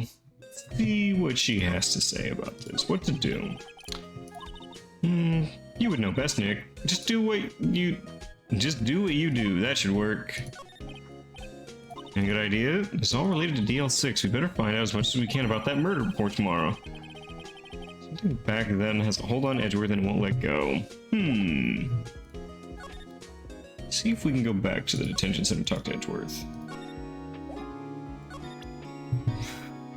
Look. Could never be Mexico. We don't even have court cases as long as you pay enough cash. Let's present this. Sorry, I'm not sure what I can help you with that. Edgeworth, you see this letter? This came out of the safe in the shack where the boat rental caretaker lives. I see. Revenge on me? Who's that old guy anyway? I don't know. Could he be an innocent defendant you got declared guilty or something? Nice, right. I don't remember that old man. Not at all. So he was following this letter then? Which means there was someone else behind it. Now is the time to get revenge on the two men who ruined your life. Two men meaning myself and Robert Hammond. It also says this is your last chance. Last chance? Wait, maybe he's talking about the statute of limitations on the DL6 incident. Wait, that old man. Well, what is it? Do you know who he is? Yogi. Could he be Yogi? Yogi? The suspect in the DL6 incident, the one who's found innocent. Okay. Leg ass. Yeah, something that we never... Look at your dead father. Nick, no! That's a photo of his father. Don't show him that. Alright, okay. Now probably isn't a good time to dredge up those memories. What is it? No, nothing. Joke. Hey, look at your dead dad. Look at your father who's dead now. Not what I wanted to do. It was that case that changed my life. Tomorrow on December 28th, its statute of limitation runs out. Or it could that be a coincidence? But even if the case is finally closed on paper, it will never be erased from my memory. Never. Do we know when the DL6 incident happened? I want to send a dumb thing. We know that it happened 25 years ago, I believe. Or Mr. Edgeworth. So, around Christmas time? Or maybe it was 15 years ago? 15 years ago sounds a lot more correct.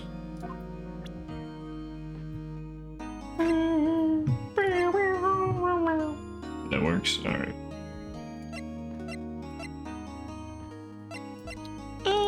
All right. I think we got what we needed to get out of him. Well, let's talk to him. Yanni Yogi. Yanni Yogi was a court bailiff at the time. We just happened to be in that elevator together 15 years ago. Okay, it's 15 years.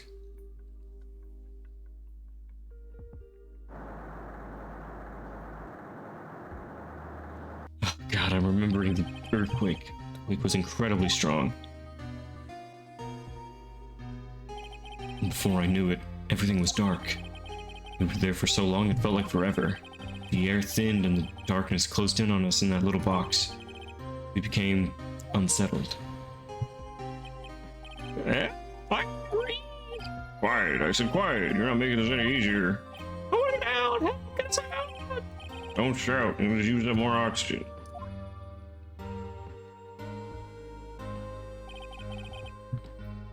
That's all I remember. When I came to, I was in a hospital bed staring up at the ceiling. In court, Yanni Yogi's mental condition was called into question. They claimed the oxygen deprivation and stress was called temporary insanity. That was my Christmas pick last year? What, his dead father just sitting on the floor? In the end, the claim passed the court and Yogi was found innocent. Oh, but isn't that strange? With a hat. Don't forget the hat. Oh, I see. You can't forget the... Oh my god. Really? That was your fucking Christmas picture? and this letter tells him to get revenge on Edgeworth. That is awful. Why would he want to take revenge on you? Right. Yeah? There's something that's been troubling me these last few days. I didn't know whether or not I should tell you. You mean the nightmare? Yes, the horse that visits me at night. The nightmare.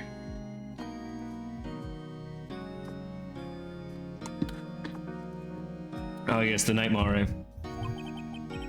Memory of a crime that I committed.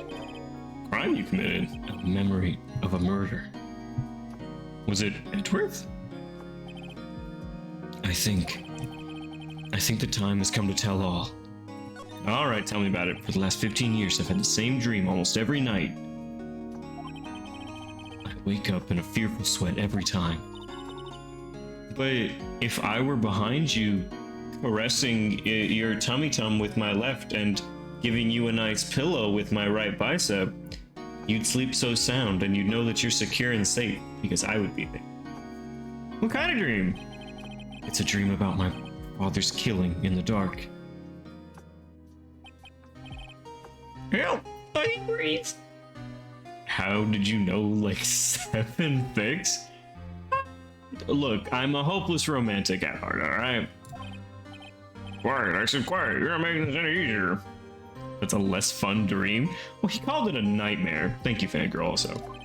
I want to get out. Don't shout, you'll use up more oxygen.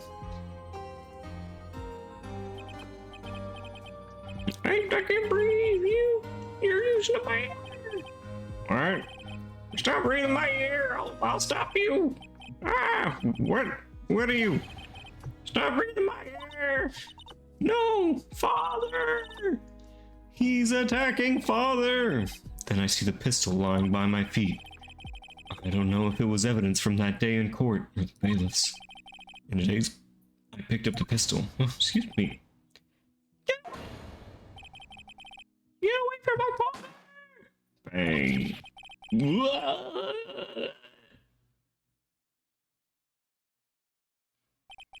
And with that scream, I wake. It's a bone-chilling scream. A scream that has rung in my ears for the last 15 years. Every night I think about it. But that's just a dream, right? Right? That thought is the only thing that has kept me sane for the last 15 years. But what if I'm wrong? What if it's real? You got sent to moderator jail over the G word? I mean, yeah, it was probably because of, I don't know, some Danganronpa game that had something to do with a gun, or it might have been added for these games. It was like, yeah, it was this person with a gun. It's like, oh man, now it's lame. What if it's real? They say that sometimes people shut out memories in self-defense. Like, damn, y'all, I'm like 17 and need to go to high school club at Chow, y'all. No, she needs to do her training for her thing. Killed? Don't think it works. Well, who knows? They say that sometimes people shut out memories in self-defense. Maybe it was I who killed my father. What? If you think about it that way, this letter makes sense. Get your revenge on Miles Edgeworth. Think about it, Yogi was really innocent. That's why he wanted revenge against me. Wait, Edgeworth, you mean it was me? I was the true criminal of DL6. I shot my father. Oh, this is bad. What are we gonna do, Nick? What can we do? I don't know. I don't think there's anything we can do, like it or not. If there's someone else who knows a lot about the DL6 incident, maybe... There is, Nick! There is someone who knows about it. Alright, well, you enjoy being super fucking depressed. I'm gonna talk to Grossman. I added specific words and a phrase. Oh, I see. Every damn gay gotta have daddy issues? Not all of them, just most of them. Mr. Grossberg. Brother, what's wrong? You look troubled. No, kidding. I can't believe you're not. Just calm down and tell me what happened. It's Mr. Edgeworth. He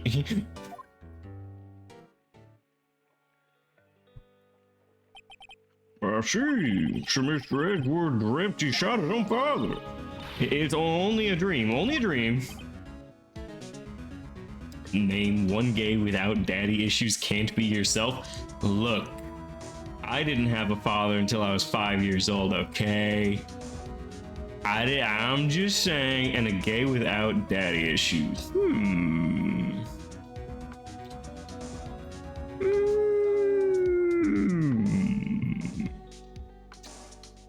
Let's put a pin in that one and come back to it. I wonder. What? If that's the case, then why do you two look so troubled? Well, see, I feel like I could never be a prosecutor because I just couldn't prosecute someone that I thought was innocent. So it's like, well, shit, I mean, they're probably innocent. They didn't do anything wrong.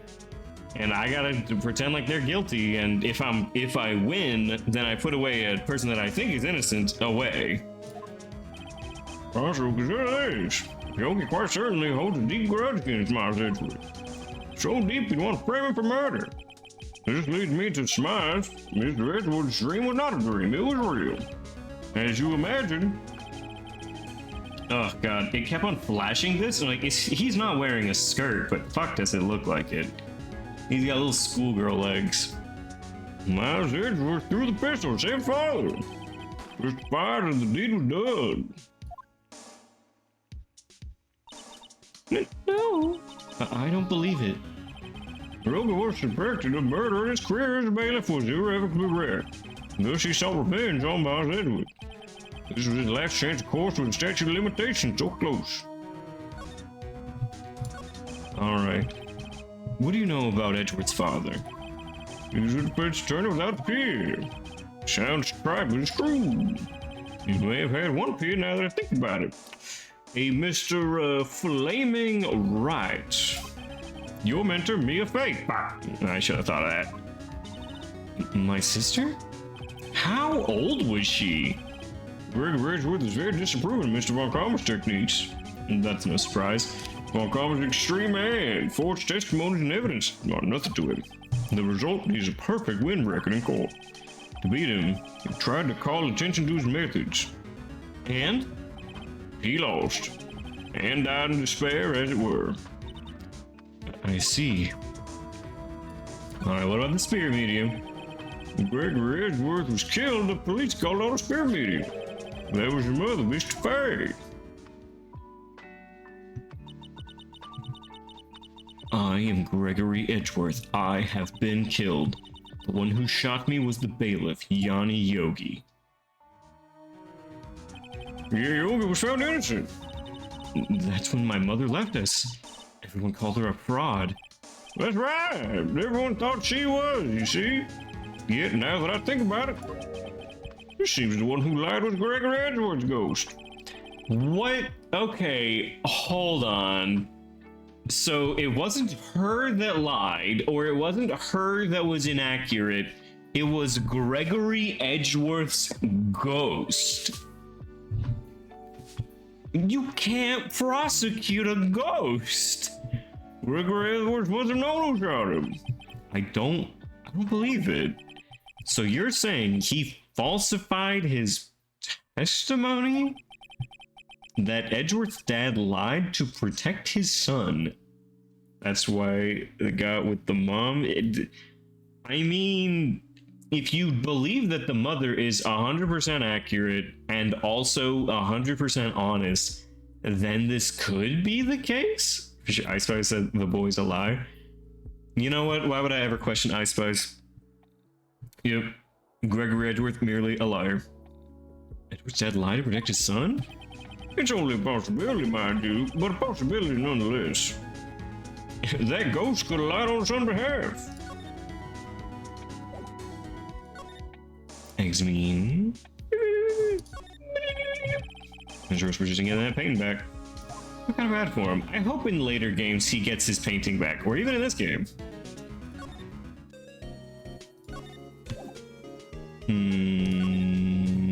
Detention center?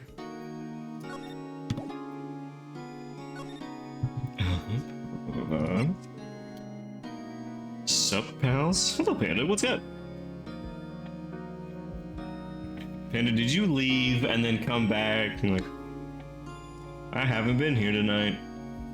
I feel bloated from yeast. I have devolved back into an egg. Bloated from yeast? I have devolved back into an egg. From Easter and have devolved into an egg. Ladies and gentlemen, let it be known at exactly 8:30 Central Standard Time on April 9th was the first day that Suddenly Pandas came out as an egg. I support your transition, comrade. Your arm things and programmer socks are in the mail. We better have gross perks. We can, I think they said that nothing is going to happen here, but I will check. Okay. We're like in trans. ETE Panda Tag. Thank you for your support. I will always support your transition, Panda, whether it's to gamer or to trans girl.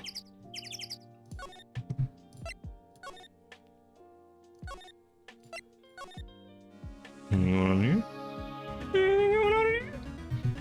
Alright, so we have straight up onions, a Sprite Zero, and some jelly donuts. Nice. Or gamer femboy, that is always the goal. Oh, if that's your goal, talk to Yorick. Yorick Derp is, I think, our resident gamer femboy. Improbable's not a gamer, so I can't vouch for Improbable. Improbable simply plays gacha games and pretends. Look, guys, I'm gaming. Holding controller backwards. Guys, I'm gaming. Right and Crow. What an attention center.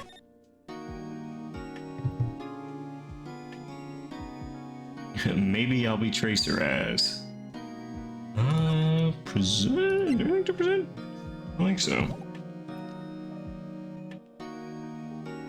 Reason for 75 exactly, because Improbable loves gacha games, especially those Yakuza gacha games.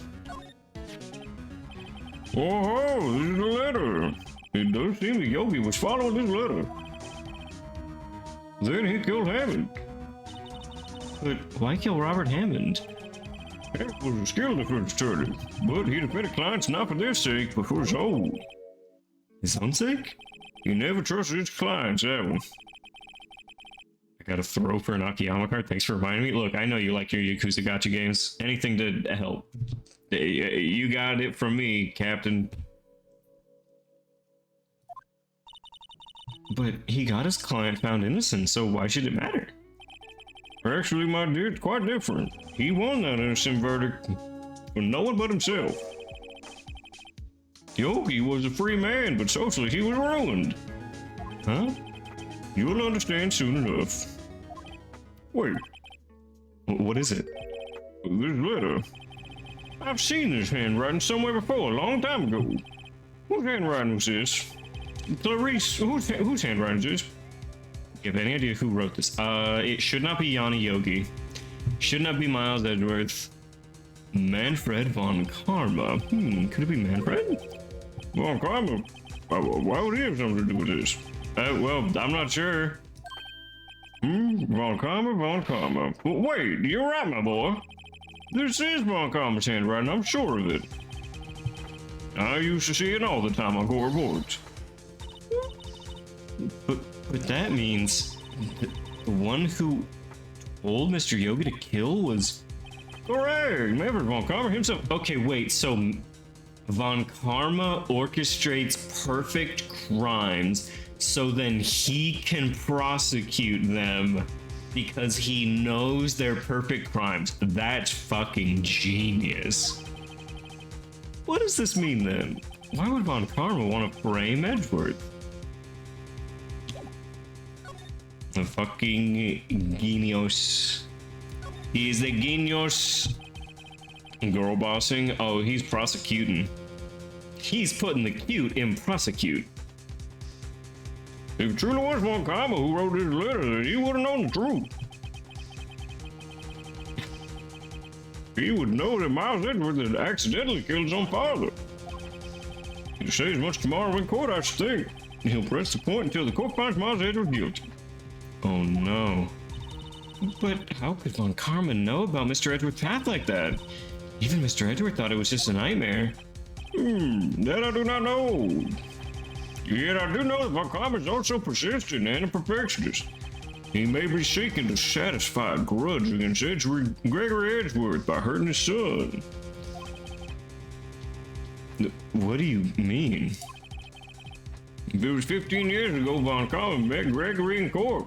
Von Karma did win, but he didn't make it through the trial unscarred. Oh no, what happened? What happened in the trial between them? Karma got the guilty verdict he wanted. He won the trial, but Gregory Edgeworth accused Von Karma of faulty evidence. And though he lost the trial, Mr. Edgeworth's accusation stood. Faulty evidence?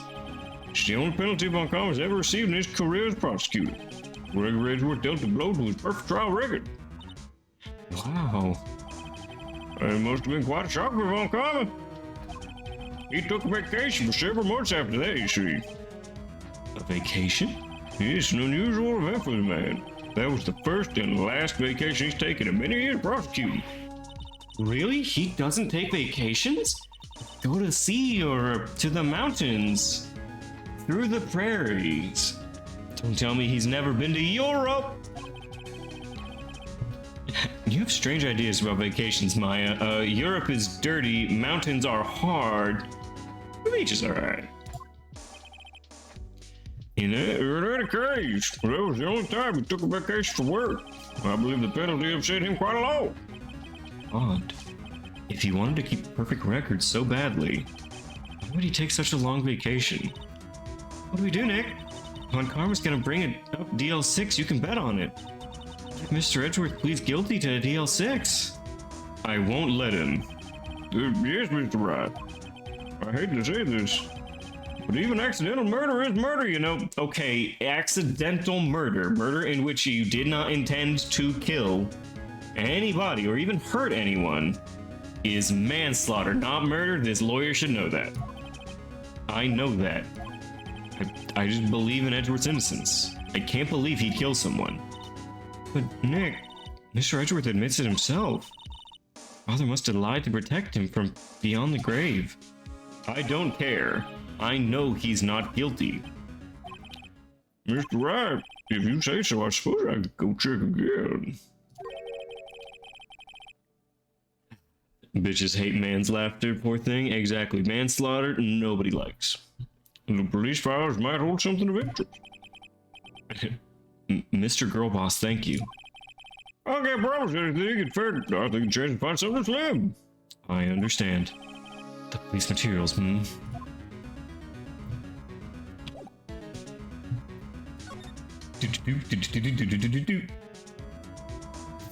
Alright, I guess the detention center, because we can get to the office from there? Okay, now, cool.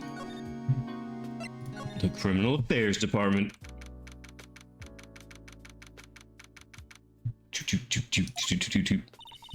There's hardly anyone here. People must be out looking for the old guy, Yogi. It's you! Well, I don't think Gumshoe will be coming back today. He's staying out late looking for someone.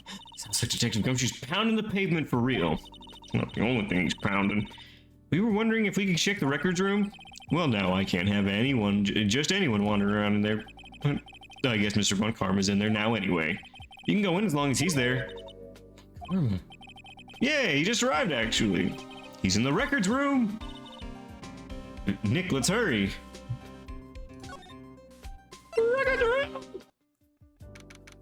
December 27th. Police Department. Records room. Dusty as shit. We were only here yesterday. I'm sure they haven't had time to clean. What's wrong, Nick? Nothing, I got a little dust in my eye. I'm just noticing he isn't here. On Karma? Huh? One of the drawers here is open. Someone must have been looking in it recently. The label says unsolved cases evidence. Unsolved cases. Nick! File for DL6, it's empty. What? What are you doing here? Von Karma. You. How do you know my name? Huh? Have we met? What are you saying? We see each other every day. We're Miles Edgeworth's defense team. Defense team? I beg your pardon? You see, I rarely remember defense attorneys. They're like bugs to me, needless things to be crushed. I can see how this guy was Edgeworth's mentor. Edgeworth. Mr. Edgeworth is your student, right? A romanticist who still can't shed that veneer of amateurism? I read fucking autism. You are all lucky that I did not say that. You can't shed that veneer of autism. Just like his father, always second rate. He's a second-rate attorney with... he's a second-rate prosecutor with a third-rate file. Mr. Von Karma? You had an axe to grind with Mr. Gregory Edgeworth, didn't you? Be a grudge against a mere defense attorney. Besides, because he dealt a blow to your otherwise perfect trial record. So you did, but what I don't get is, why did you take his son under your wing afterwards? And this is on his samurai steel hyperfixation? Exactly. That's the kind of man the Von Karma would be. The son of your most bitter rival. That, my dear attorney, is none of your business. Tomorrow will be the last day of this trial. It's been a while since I've had a defense attorney last this long. But you just keep on going. Still, you will lose in the end. Miles Edgeworth will admit his own guilt. His guilt of 15 years ago, you mean? You're quite the researcher. If you've done your homework so well, then certainly you must understand. You know what Miles Edgeworth will tell the court tomorrow. We were right. So Von Karma is going to bring up DL6 in court.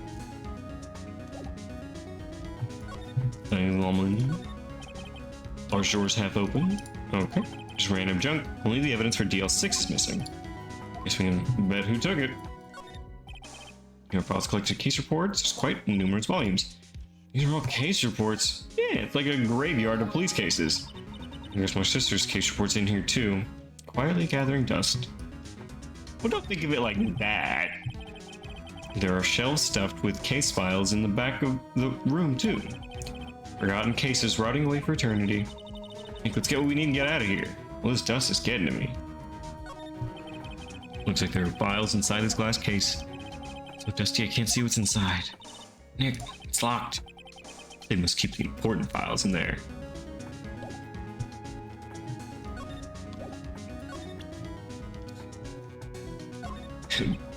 Fool. You think I, a prosecutor, would give you, a defense attorney, information? Bah! Reap. Alright, he did not care about my attorney's badge. I remember this moment. Ah, do you know? Mr. Von Karma, have a look at this letter.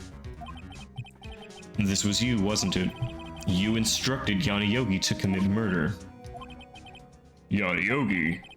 How many years has it been since I've heard him called by that name? He's a fool. I told him to burn it after he read it. So you admit it? You wrote Mr. Yogi this letter? Yes, my dear defense attorney. Thank you for taking the trouble to bring it to me. You've saved me from a lot of needless hassle. What? Why are you showing him the evidence outside of court? Because I wanted to see it. I wanted to see what he'd say whenever I confronted him. What is that thing? You got a fucking taser? What is this? A stun gun for self-defense, usually. Indeed. 600,000 volts will course through your body like a dog touching an electric fence. 600,000. Oh, don't worry. People don't die from it usually. Now give me the letter. No! You have to show him in order to proceed, Super BS. Ah, interesting. I mean, I was gonna do it anyways. It's just made it simpler. No! No! What are you? Nick, run! Maya! Out of my way.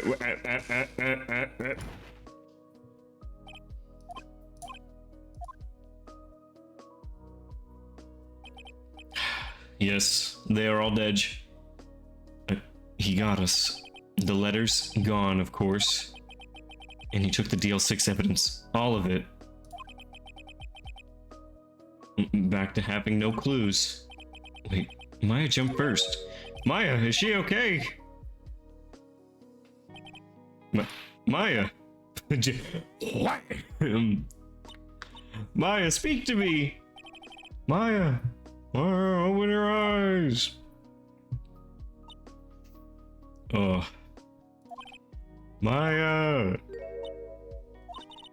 The letter. Did he take it?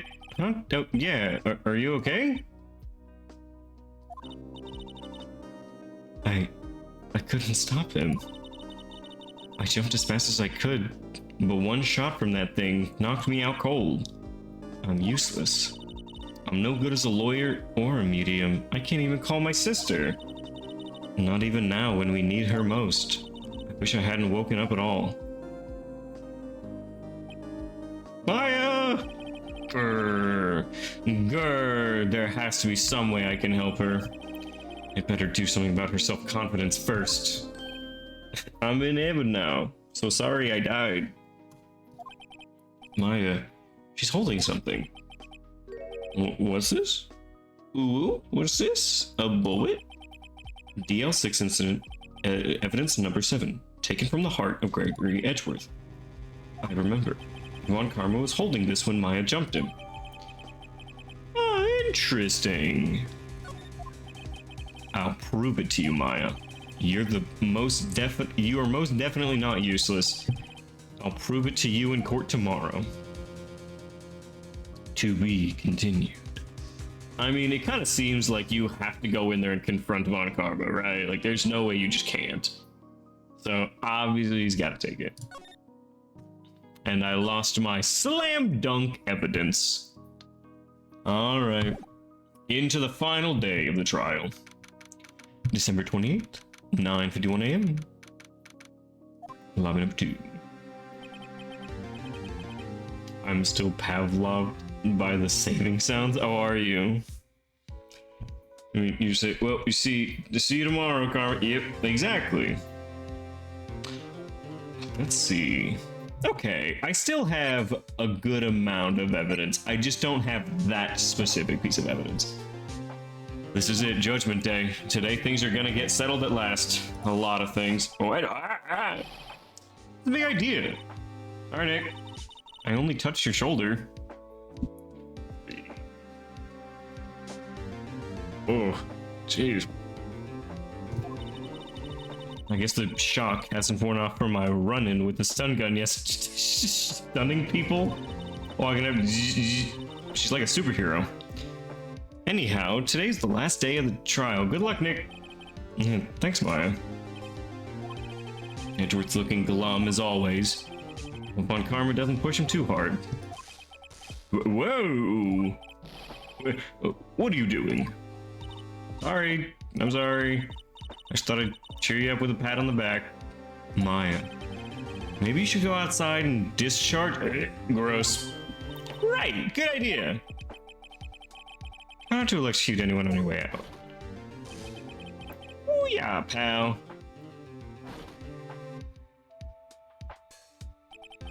What's getting into that girl? Detective Gumshoe. Morning, Mr. Edgeworth. Miles will be saved on the third day. True. Good morning. How did it go, Detective? They have no fear. As promised, I captured our runaway caretaker. I just brought him in, took all night bail. Well, thanks, Detective Gumshoe. You must be tired. Actually, after that shock I got on the way in, I feel pretty good.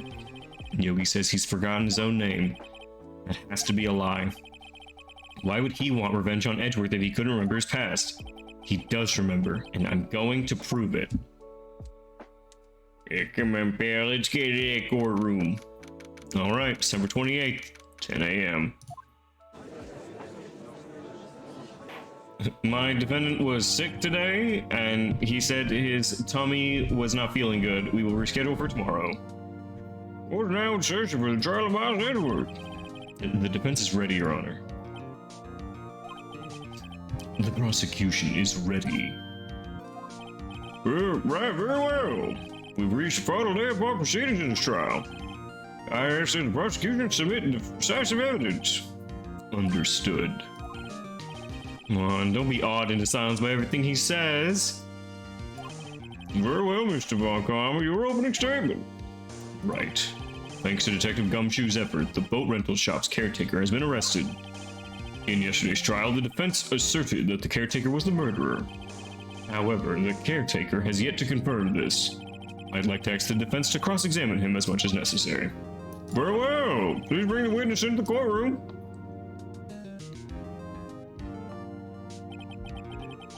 The defendant is cringe. I rest my case. Your Honor, this man clearly murdered him. I rest my case. Ladies and gentlemen of the court, I believe you all remember our witness. He lives in the boat rental shop on the lake from where he witnessed the incident.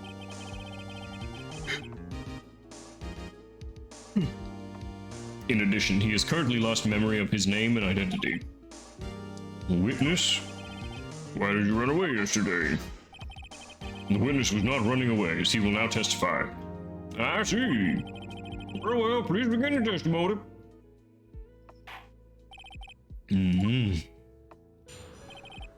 Alright, why I left court.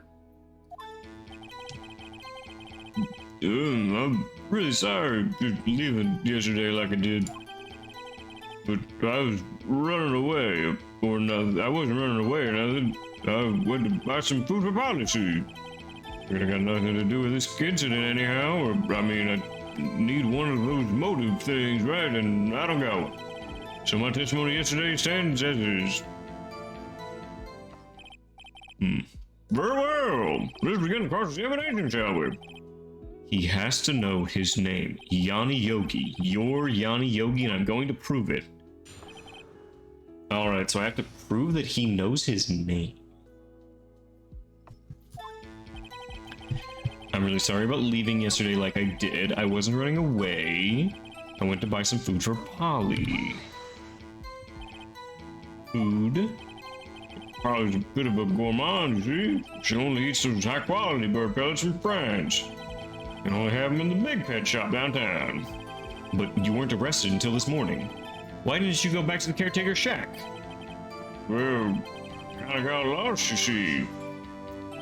The witness has trouble remembering things sometimes. When the police apprehended him, he was on his way back to the shack. Yeah, right. Nice try, Von Karma. No one's going to believe that. I see. So he was lost. Please, Your Honor. Please. I figured I got nothing to do with this incident anyhow. You've lost much of your memory, is that correct? Yep, seems like it. Then how could you know that you didn't have anything to do with this incident? Or maybe you're lying about not having your memory, You know exactly who you are. The witness has testified quite clearly. He has no memory of who he is. You claim he's lying. Show the court proof. How am I supposed to prove what's going on in that old codger's head? It's impossible. I'm glad you've come to your senses, Mr. Wright. Very well, witness, please continue. I mean, I'd need one of those motive things, right? And I don't got one. Hold it! How can you say you had no motive? I say you do. You had a grudge against Edgeworth and the victim, Robert Hammond. That's why you took revenge on them, right? Please don't make me repeat myself, Mr. Wright. The witness has no memory of anything beyond several years ago.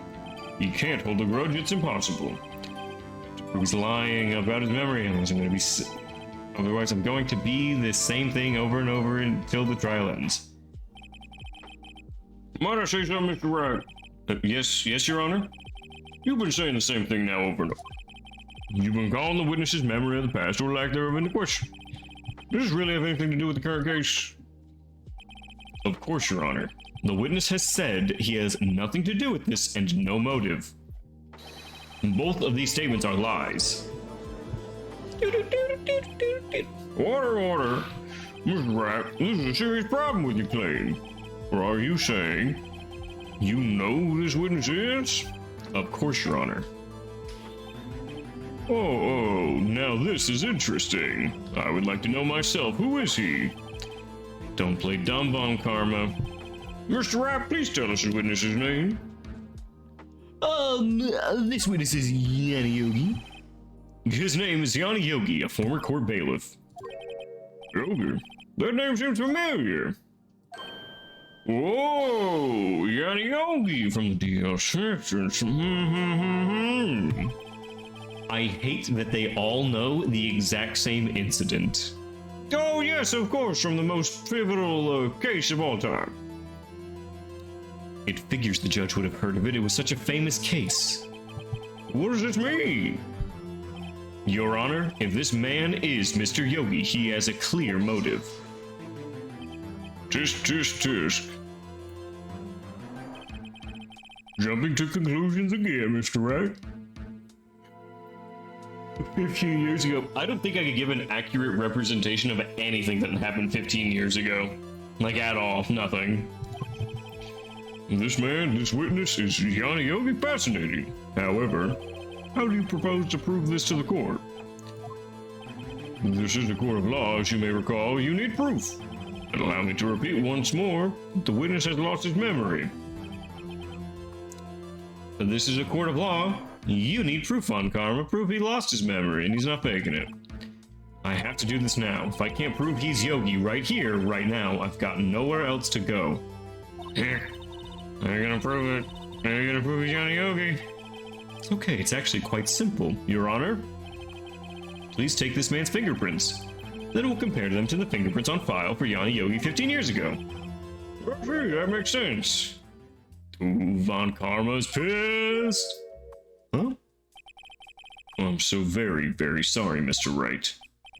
Why? The witness has no fingerprints. What? Oh, no fingerprints. You see, before I worked as a caretaker, I worked at a chemical plant. I burned my fingers working with the stuff. Yep. What? Yogi, you sneak. You burned your fingerprints off to hide your past. Well, if the witness has no fingerprints, I guess we will not be able to prove his identity. No.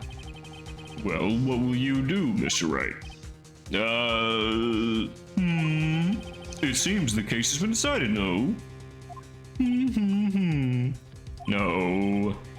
I know what happened. I know everything. I just can't prove it. No, I can't let it end like this. I can't lose. There has to be another way. There is no one who can testify as to who this witness is. No one. Nick, what are you gonna do? I didn't even consider he might have erased his fingerprints. I'm gonna be 100% with you, Maya. I didn't think that far ahead.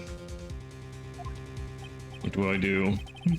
Well, Mr. Wright, perhaps you'd like to cross-examine his parrot for a comic relief, Yeah, very funny. You're a sore winner, Von Karma. Wait a sec. Cross-examine his parrot? Is it Nick? No, you're not going to. Your Honor, I call Polly the Parrot to the stand. I take him up on his proposal. Trick, Mr. Von Karma. My proposal? Exactly, Your Honor. I would like to cross-examine the witness's pet parrot. Stop. Freeze frame. Screenshot. Huh? And welcome to Ace. Yep.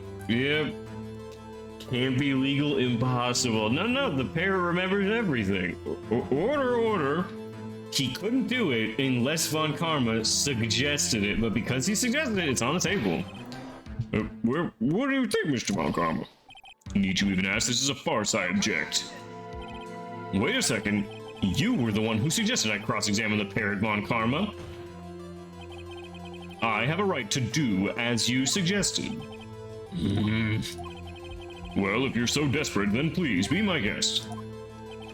Of course, should you go through with this and nothing comes of it, I hope you're ready for the consequences. Nick, this is insane. Well, still want to go through with your little game? Yeah, I think I'm gonna interrogate the fucking parrot. Let the parrot take the stand. I will cross-examine her, Your Honor. Thank you, Fangirl.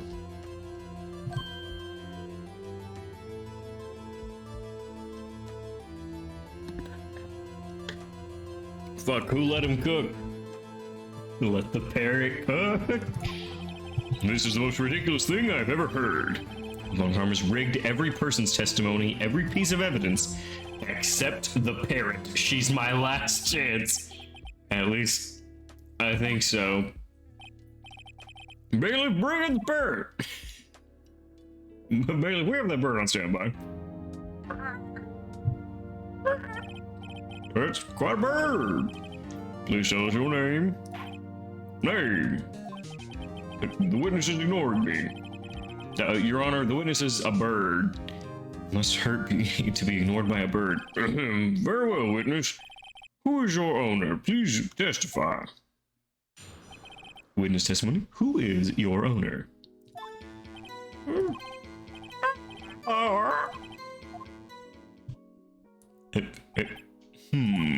Certainly the most concise testimony we've had so far.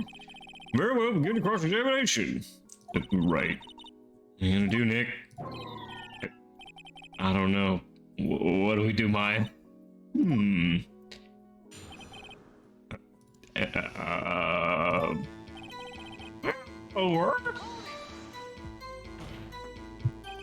Witness, you can't just say hello and expect us to get anywhere.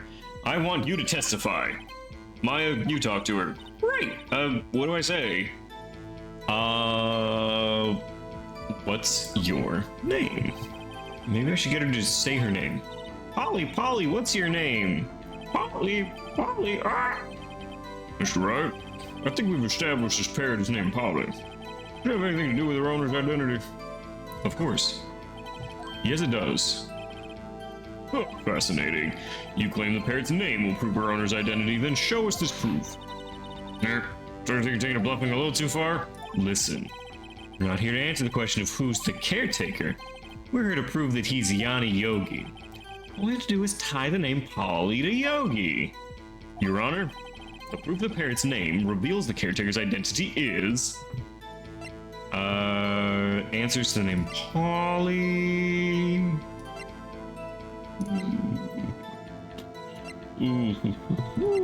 Anything that says Yogi and Polly. That is... Mr. Wright, I hope you would have learned this by now. Making random guesses here is a waste of court time. Wrong again, that is all. Witness, continue your testimony. Well, guess we should try to get some information out of her. We need to show the judge that the owner is Mr. Yogi. All right. Hold it. All right, witness, you can't just say, you have to testify. All right, what do I say? Have we forgotten something? I recall 2 days ago. Polly, have we forgotten something? don't forget DL6. If I can get Polly to say that here, that will prove the caretaker had something to do with it. Polly, have we forgotten something? Fuck, it's learned. How did Von Karma get the goddamn bird? That's not what you're supposed to say. Forgot something we forgot? Hello. Oh, it's not working, Nick. She won't say it. This is ridiculous. Why won't she say it? Something the matter, Mr. Wright? Wait. Don't tell me Von Karma expected the bird. How did this man expect the bird? He couldn't have retrained the parrot, could he? Why don't we say DL6? Well, then we're leading the witness.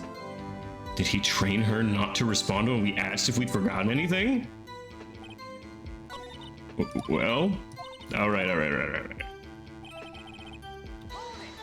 Okay. Okay, we need you to testify. What's the safe number? That is not... I'll try. What's the safe number? Okay, it is... The safe? Why? I was just trying to get her to say anything. Polly, what's the safe number? 1228, 1228. Alright, what a regular spirit. Well, Mr. Wright, you are claiming this number has something to do with the caretaker. 1228?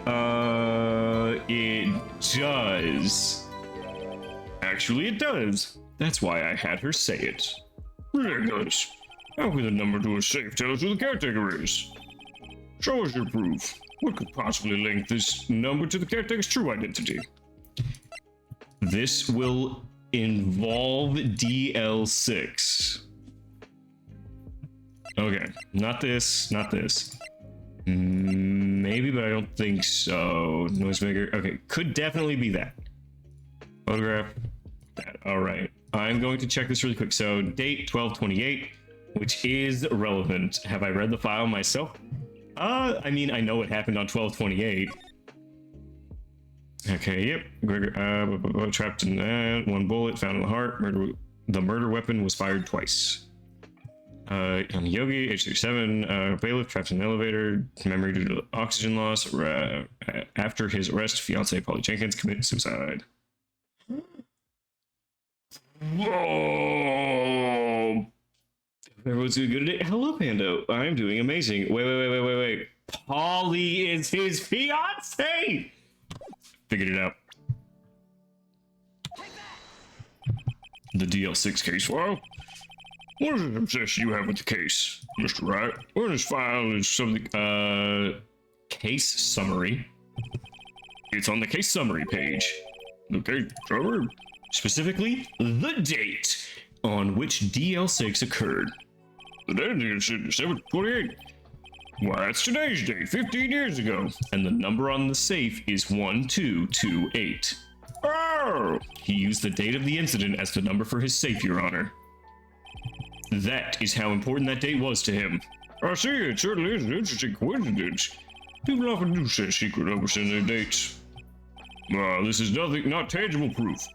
I've set my ATM card's number to 0001 because I'm number 1. This has nothing to do with the date, nothing. Indeed. Alone, it has little to weak evidence for a murder trial. We need something other corroborating evidence. All right. Nick, we're getting closer. One more, if we can get one more piece of evidence. All right, but what? Very well, witness, you may continue. All right. R.I.P. Polly. What's the card number and the wacky numbers on the back?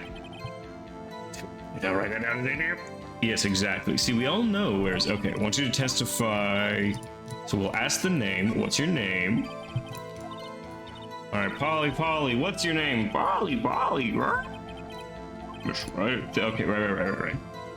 Of course, this has relevance.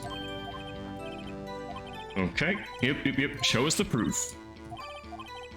All right. Who is the character? He is Yanni Yogi. The name Polly. All right. Real quick, it should be on suspect data. Polly Jenkins is his fiance. I will present the case file. DL6 case file? That's quite a large file you have there. Which page is this proof on? Show us or stop wasting our time. Very well. It is on Suspect data. It's on the suspect data page.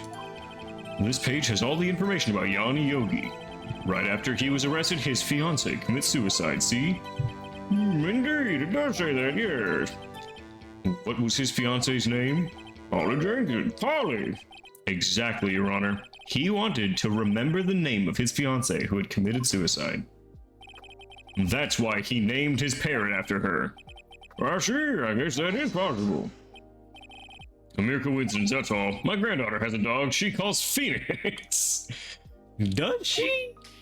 Does she really? Well, Mr. Wright, does that make you my granddaughter's fiancé? She's 7. How do we know that? That's enough. I think we've reached a conclusion here. This is a mere coincidence, that's all. True, that is a possibility. However, 2 coincidences at the same time seems more like a pattern to me. What are you saying? Summon a caretaker at a bow shop. Immediately. Summon the man. That's how we know. Named after a firebird, and so is the dog. Witness, tell us your name.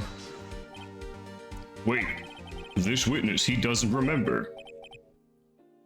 No, it's okay.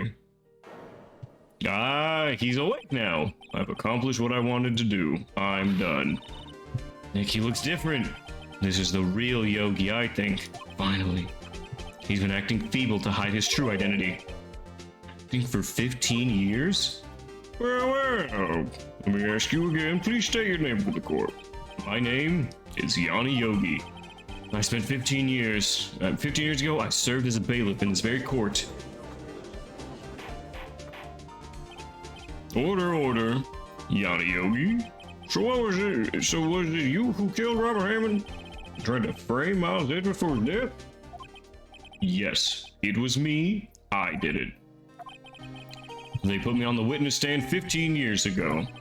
Robert Hammond, he said I was mentally unsound. He told me it would make me innocent, get me off the hook. So I pretended to have brain damage.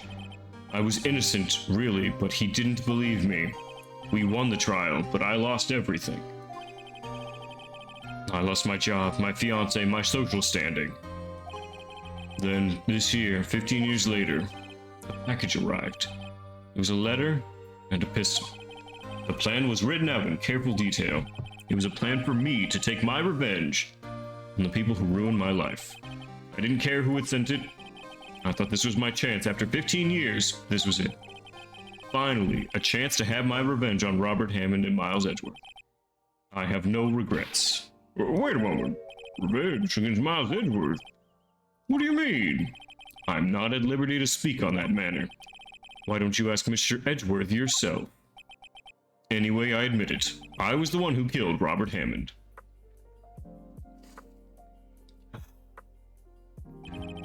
Von Karma, where's Mr. Yogi?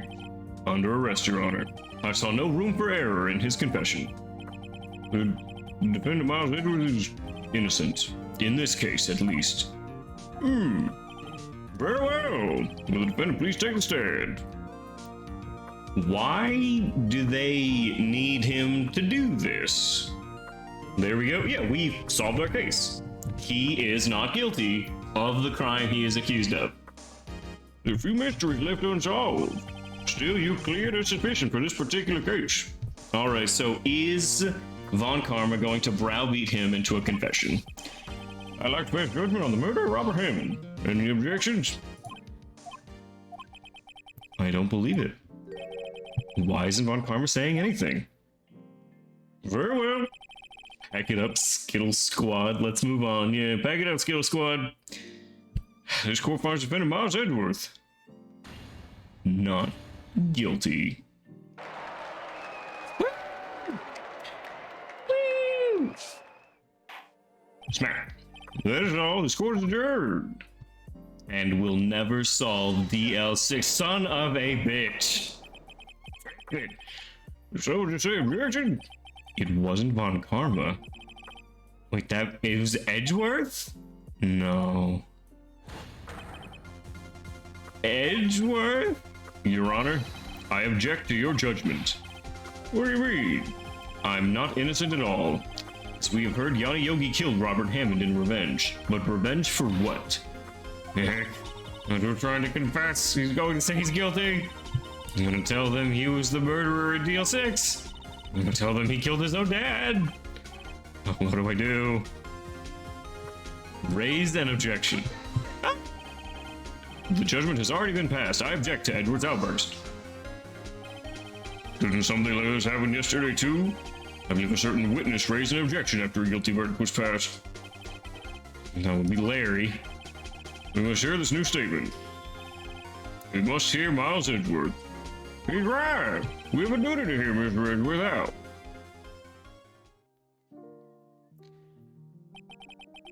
For 15 years, I have had a recurring dream. A nightmare. It's only a nightmare. That's what I told myself, but now I know it wasn't a dream. Yanni Yogi wasn't the killer. You mean in the incident where your father died? From the distance of the shot, it wasn't suicide either. Everything was as clear as day. The murderer, the criminal in the DL6 incident, was me. Your Honor, I confess my guilt. I am guilty for DL6, the statute of limitations of which ends today. The culprit is me. Edgeworth, it wasn't you. Order! This is certainly unexpected. The defendant declared innocent and is confessing to a different crime. A crime for which the statute of limitations was up today. Not really sure how I should deal with this. It's obvious. We hold a trial right here, right now. We tried this man for his crime of 15 years ago. I think I would like to take a 5-minute recess. During this time, I will consider the appropriate course of action to take. Court is adjourned. Fuck. Why would he do that? I am his defense for another, 2 hours. I'm sorry, Wright. I've just wasted all of your effort. Miss Edgeworth, I just don't believe it, sir. I mean, you killed your dad. I didn't want to believe it myself, Detective, but it's the truth. I deserve to be punished. Murder is murder, no matter what the circumstances. Yeah, this is crazy, just crazy. Nick, what are you doing? Huh? Oh, I was just reading through the court record once more. As he is lighting a fucking blunt so he can relax. I'm just, I'm taking my 5, okay? That's fucking... I just need to calm down. I'm getting my case ready. Your case? For what? Huh? Isn't it obvious? I'm gonna prove that Miles Edgeworth is innocent. What are you talking about, pal? He just admitted to it. He confessed that he did it. In court. I'm sorry, Edgeworth, but I don't believe your nightmare. What? It's just a dream. It's not real. The truth is right here in this court record. In any case, tighten your belts. The real fight is just beginning. I'll prove you're innocent. Trust me. Right. December 28th, 2:30 p.m. News record. Number. Now then, I believe I'd like to resume my trial. Judge, Miles Edgeworth has admitted his own guilt. He has confessed his crime. Let us begin by hearing his testimony. Then, though pointless, let the defense do their cross-examining. Statute of limitations on DL6 runs out today. Though it's unconventional for me, I'd like to run this one by the book. I see. Does the defense have any objections? Nope. Von Karma, you knew this was going to happen from the very beginning, didn't you? Very well. Will Miles Edgeworth take a stand? Will the witness state his name and profession? Miles Edgeworth, I am a prosecuting attorney. Mr. Edgeworth, 15 years ago you mistakenly killed your father, Gregory Edgeworth. Is this correct? It is correct. Then testify about this matter in the court. When he was telling me about this dream, I noticed something. One detail didn't quite fit. That will be the key, if only I can get it to work. Please, please.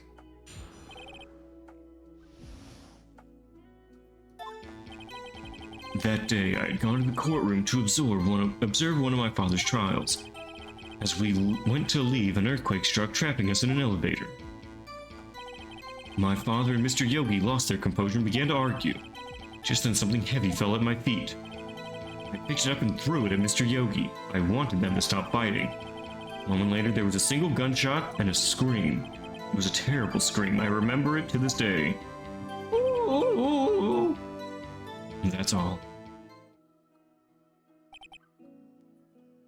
Until now you thought this memory was a dream. We were stuck in that elevator for 5 hours. The oxygen ran out and I lost my memory of the events. Same claim Mr. Yogi made. Very well. Mr. Wright, your cross-examination, please. Yes, Your Honor. Miles, after this, remind me to hit you in the fucking dick. That day, I got into the courtroom to observe one of my I made the same mistake twice. To observe one of my father's trials. As I went to leave, an earthquake struck, trapping us in an elevator.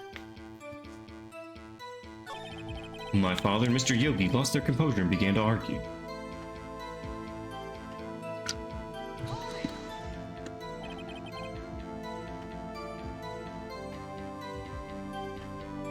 Thank you, fangirl. Appreciate it. What did you do then? I was a 9-year-old boy at the time. What could I do? I was scared, trembling in the corner. Then, something heavy fell at my feet. Alright, what is something heavy? A pistol. I assume it was the bail of Yana Yogi's. Safety must have come off when it fell from his holster. And you picked it up. What happened next? I picked it up and threw it at Mr. Yogi. I wanted them to stop fighting. Did you know it was a pistol when you threw it? I think I knew. I knew it was dangerous. But the air was getting so thick I panicked. So you're saying that you threw the pistol at Mr. Yogi? I was in a daze. A moment later, there was a single gunshot, then a scream. It was a terrible scream. I remember it to this day. There it is. One part of that testimony clearly contradicts the evidence. I don't know what it means. Better find out quick. Okay, something heavy fell at my feet. Panicked, picked it up. A moment later, there was a single gunshot and a scream. The gun fired once? Yes. I think after I threw it, I lost consciousness. So then, since then they've echoed in my head the gunshot and that horrible scream. The scream. It was a terrible scream. I remember to this day. This is the rare weapon in the other case. Taken from Gregory Edgeworth's heart. Scene file on the DL6. No clues found at the scene. The murder weapon was fired twice. It is on page 2 of the DL6 case.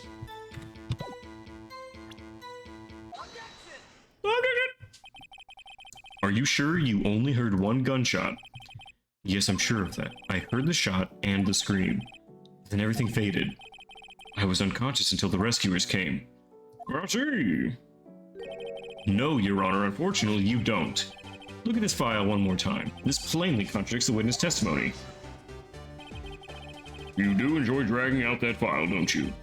I don't accept this evidence unless you can tell us what page it's on. What page contradicts Miles Edgeworth's testimony? Look at victim data in this file. Objects this. It says quite plainly the murder weapon was fired twice. I feel like I actually understand this trial, and I feel like I'm not just mostly guessing, just kind of haphazardly. I get it. Miles Edgeworth only heard one gunshot, yet the murder weapon was fired twice. The first shot was the accidental firing when the pistol was thrown. So who fired the remaining shot? Was there perhaps another shooter who fired the second shot? Your Honor, as I'm sure you are aware, this incident occurred 15 years ago. The evidence is dated. The pistol did fire twice, however, we do not know when the second shot was fired. It might have been fired the day before the incident. There's no proof the second shot had anything to do with this incident. What? I see. You do have a point, Mr. Wright. The murder weapon was fired twice, as we heard. One of those shots was fired by the defendant, a boy at the time. Do you have any proof the other shot fired had something to do with the case? Yes, Your Honor, I do. I can't show you the proof. What? Impossible. Now, Mr. Von Kramer, save surprise for after you've seen the evidence. Alright, show us the proof. Do you have any evidence that the second firing is related to this incident? Now, who knows what's the proof of this? Any guesses in chat? I'll give you all a moment to guess what the evidence is. Those of you that have already completed this game, please refrain. That's right, it's the photo. It's the parrot. It's the parrot. It's the parrot. Look at this. Look at this photograph. There's a photograph of the scene of the crime 15 years ago. See the victim lying there. This proves the murder weapon was fired twice. This photo proves it. So, let me get this straight. This photo proves 2 shots were fired where? Please, just look. Just look, Your Honor, I beg of you. As should be obvious, the contradiction is here. I see a bullet hole in the door.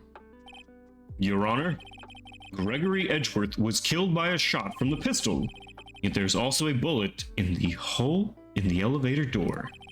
We also know the weapon was fired twice. Thus, someone other than Edgeworth fired the second shot. Order. Mr. Wright, what are you driving at? It's simple, Your Honor. At the time of the incident, 2 shots were fired. One went into Gregory Edgeworth's heart. The other hit the elevator door. Remember, the defendant lost consciousness after the shot he fired rang out. In conclusion, we must agree the second shot was fired by someone else. Mr. Wright, but who could that someone else be? But the murderer, of course. I knew I should have stepped in before your wild fantasies got out of hand. Mr. Wright, look once more at the incident case file. Look closely. Try the case summary page. And what? Look what is written there. Not a single clue was found on the scene. If the pistol had indeed been fired 2 times, the other bullet would have been discovered on the scene. He does have a point. The second bullet has never been found. Why? Because the second bullet does not exist. The bullet that claimed his life was the one fired by his own son. That is the truth of this matter. The whole truth. It was undoubtedly something else that made that bullet hole in the door. But notice how you called it the bullet hole. That actually makes no sense. Well, okay, so if it wasn't found on the scene, it just means that the bullet left through the door and left the scene. Order, I will have order.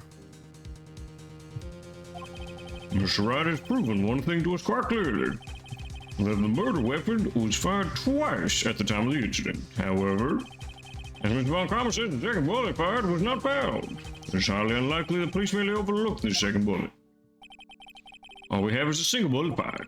I'm afraid I have to discount the defense's claim. I praise the judge for his wisdom in this matter. How does this happen? Makes no sense, but I would add, so I'll never understand the explanation. Oh.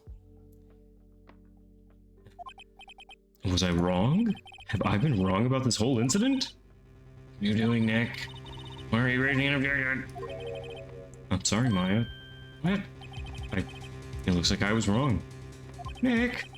If the second bullet wasn't there, then all my conjectures are for nothing. Oh. You said you'd do it, Nick. You said you'd get Edward declared innocent. I'm sorry. It's just when I saw the photograph, I thought 2 shots had been fired. I was so certain of it, I thought I'd won.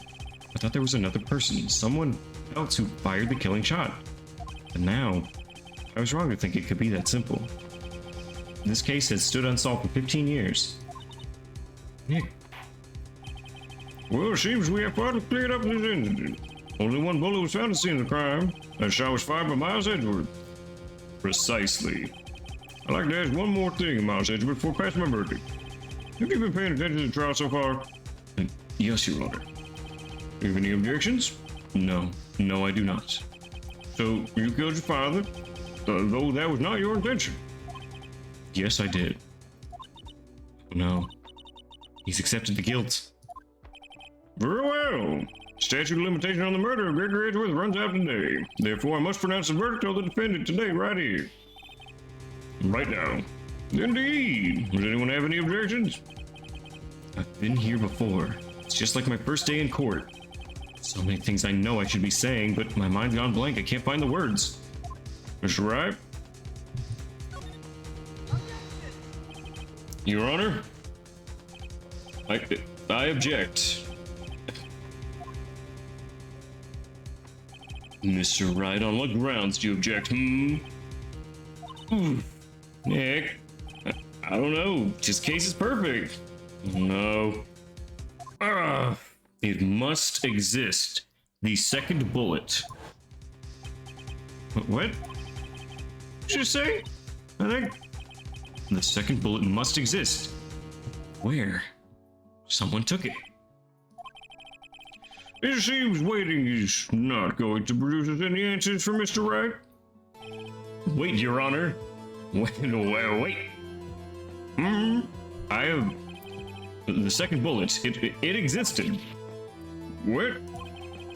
We just heard proof that it did not exist. I realize that, Your Honor. I'm grasping here. It's just someone took it from the scene of the crime. That's what happened. But who? The murderer. The murderer? Then tell us, just who is this murderer? I'm still thinking about that one. Figures back to having it out of the legal system. No! Bring her back. I liked Mia. So the criminal took the second bullet, but why? First of all, would they have found it? It's not easy to find a stray bullet, Mr. Wright. Was there some pressing need for the murderer to search for that bullet? The murderer had to find it. Of course there was a need. That's why they took it. What possible reason could they have had? Well, the reason the murderer took the bullet away from the scene with them is... L? We haven't L'd yet. No, we lost nothing for that. So they were cautious, or the bullet would be proof? Maybe they thought that the bullet would be used as proof. Proof? It was a special bullet, so they took it with them. If that was the case, they should have taken the bullet from inside Gregory as well. Huh? Why would they only take one of the two shots fired? Right. Mr. Wright, have you really thought this through? I'm gonna have to penalize you. Oh, this isn't going so well. Was there some need? The murderer didn't need it. So like the murderer didn't need it as in it wasn't the murderer who needed it? The murderer didn't need it. Why would the murderer have spent the time looking for the stray bullet? I haven't got a clue. What's wrong, Mr. Wright? The murderer had no reason to take the bullet. You don't want to admit it, but it's true. I had to take it. The murderer... What does that mean? You're thinking too normal. Think crazy. Don't think why the bullet was taken. Think why the bullet had to be taken. Mr. Wright? Yes, Your Honor. No idea what I'm doing. Well, the murderer had no intention of taking the bullet from the scene, but the murderer had to take the bullet. Had to, Mr. Wright? What do you mean? Well, for instance... Swat! Maybe the bullet hit the murderer. The bullet hit the murderer? Just saying, for instance. I mean, if it hit you, you'd have to take it with you, wouldn't you? It's not like you could perform surgery right there. You know? Wait a second. I was just talking off the top of my head, but what if that's really what happened? Let me get this straight. So, the time of the murderer themselves was shot, and they left with the second bullet still inside them? Thus leaving only one bullet at the scene of the crime. Yes, I guess that's how it would work, yes. But there's a problem with that. The other two people rescued from the elevator, Miles and Yogi, were unharmed. So that would mean the murderer came from outside, yes. Huh? This is... The two men fight inside the elevator. Trying to stop them, the boy picks up the pistol at his feet and throws it. The pistol discharges and the bullet goes through the elevator door, hits the murderer outside. The boy loses consciousness. Then the murderer opens the door and sees the men inside. Mr. Wright, you are truly the most unpredictable defense attorney I've ever known. We shot outside the elevator, and that's like the gunshot in the door. Yes, it was an outside actor. I can tell you're grasping, yet I cannot deny the possibility of what you say. What are you saying? Deny it, deny it. No one involved with the incident was wounded. There was no murderer. No one was wounded at the time of the incident. He's right. I can't think of anyone. Nick. I just thought of something really crazy. Crazy, you say? Remember Mr. Grossberg said yesterday? Gregory Edgeworth dealt the road to his perfect trial record. Wow. He must have been quite a shock for Von Karma. He took a vacation for several months after that, you see. For an unusual event for a man. That was the first and last vacation he's taken in this many years of prosecuting. What if Von Karma didn't take the vacation because of shock, but took it because he was injured? Oh my god. Which would mean, it could only mean one thing.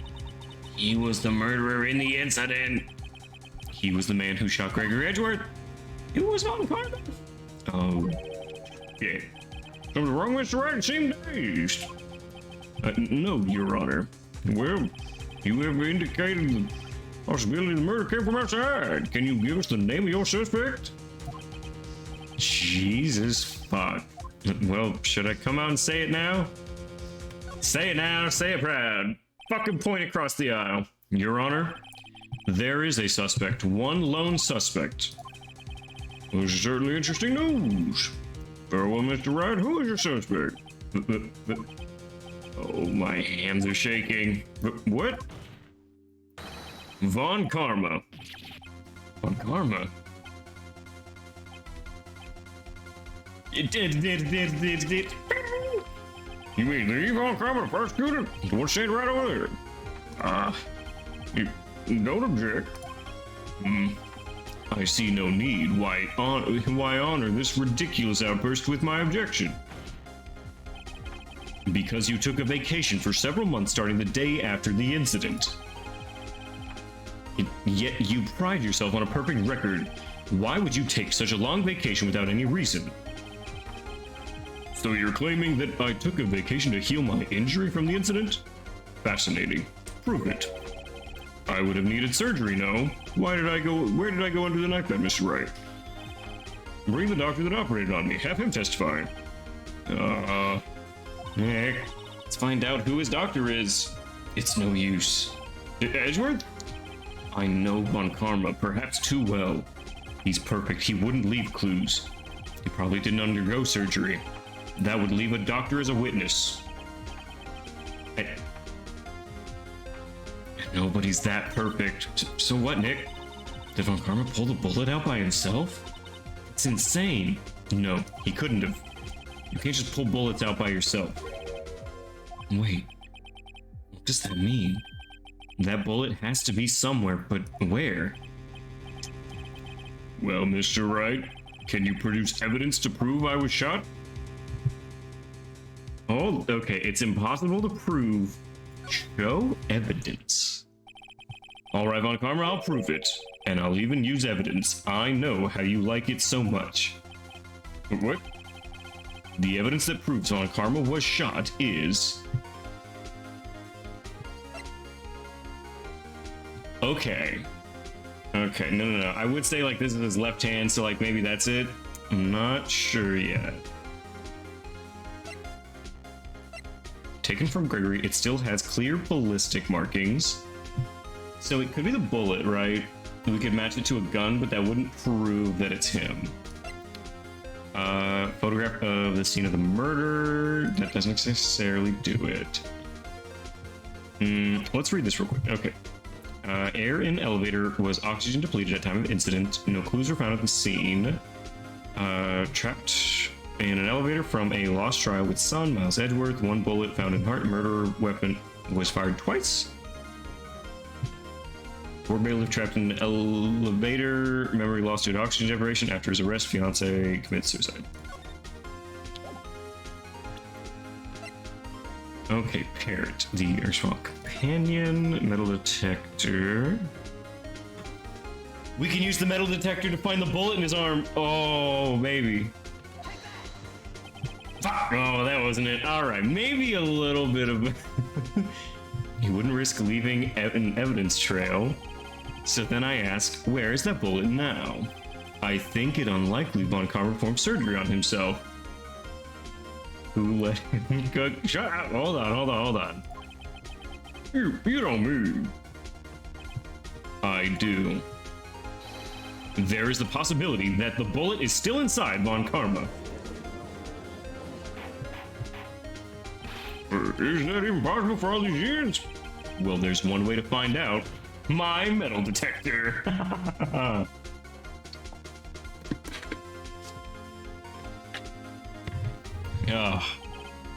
Well, Von Karma, I'm gonna run this over you and see what we find. And I refuse. You refuse? But refusing this means you acknowledge that the bullet's still inside you. Oh, he's sussy? He's very sussy now. Order. Your Honor, the defense requests that we be allowed to use the metal detector. Judge, I call for suspension of this trial. This is an invasion of privacy. The statute of limitations runs out on this case today. It was you who said we had to end it right here, right now.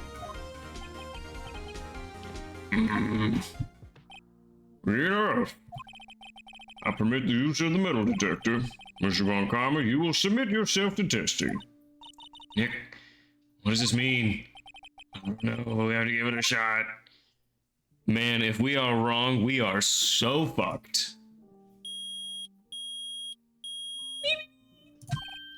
It reacted something's inside his right shoulder. The bullet. Mr. Von Karma? You. It was you. I was afraid this would happen, and so I remained silent. Indeed, there is a bullet in my shoulder. However, it has nothing to do with this incident. But I was shot in the shoulder long before the DL6 incident. I claim that the bullet in my shoulder has no relation. He was holding his shoulder in his sprite. Really? Why didn't he notice that? You could literally say he had metal in his arm and no one can prove him wrong. Like, actually, yeah. He could just say, like, oh no, that's just different. But, Mr. Von Karma, can you prove that? Prove? I have no obligation to prove anything. It is Mr. Wright who must prove something here, not I. Mr. Wright? Well, can you prove it? Can you prove the bullet in Von Karma's shoulder was from DL6?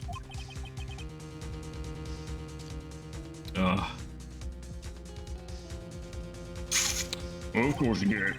You don't have any of the DL6 evidence. That's because you took it out of the records room yesterday. With no proof, you cannot convict me of any crime. So sorry, Mr. Wright. Sorry, not sorry. No, I'm the one who's sorry, Mr. Von Karma. What? You were close. One day away from freedom. But you see, I have proof. What? Who would have thought you would dig your own grave trying to convict Edgeworth? I can link that bullet in your shoulder to the DL6 incident. And here's my final proof. That's a bullet. Where did you get that? This is the bullet used in the DL6 incident. This was taken from the heart of the victim, Mr. Gregory Edgeworth. Miles, look away. I'm going to show them the heart of your dead father. The bullet is preserved quite nicely with all the ballistic markings intact. Ballistic markings? Yes. You may recall the term. It came up in the first trial 2 days ago. Ballistic markings are the fingerprints of a weapon. All bullets fired from a gun are marked with that weapon's unique pattern. By examining the markers, you can tell which weapon fired the bullet. Quite accurate. We have 2 bullets in our possession. One bullet The bullet removed from his heart. The other, Mr. Von Karma, is the bullet buried in your shoulder. We can analyze both bullets, then if the markings matched, we would know both bullets had been fired from the same gun, the very same pistol, in other words, the murder weapon that killed Gregory Edgeworth.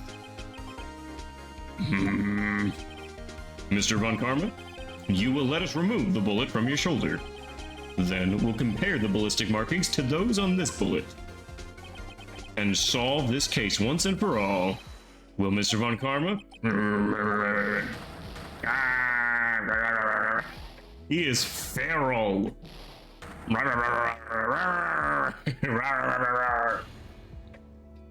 That scream.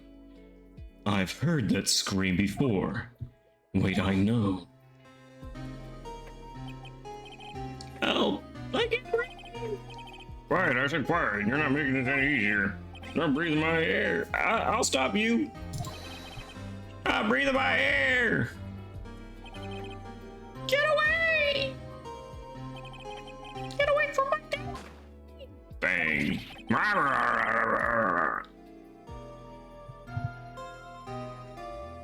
Sorry, wrong chat, no worries. It's that scream I heard in the elevator. 15 years ago. Von Karma, it was you who screamed. Mr. Von Karma? That worked! Only you would defy me! So it was you. You and your father are my cuz! Your father saved me with a penalty on my record. And you left a scar on my shoulder that would never fade. I'll bury you with my barracks. This wife's attorney is fun. Oh, it's so good. Chief Prosecutor, I'm sorry.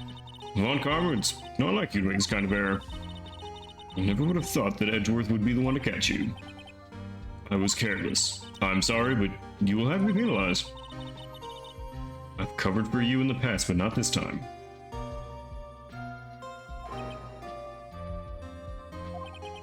Edgeworth. Imagine just getting a scolding from a judge and then deciding I'm going to murder this man and probably his child. It was a shock like none I had ever known. Me, penalized? It took hours for me to regain my composure. Suddenly I found myself in the darkness. I was in the court records room. Must have wandered in there without thinking where I was going. The room was pitch black. The lights must have gone out.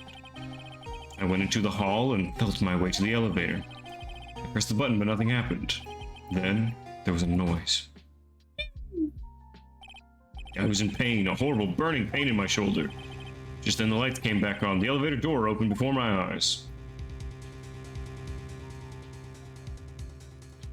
I saw 3 people inside, all lying unconscious from oxygen deprivation. To my surprise, a pistol lay at my feet.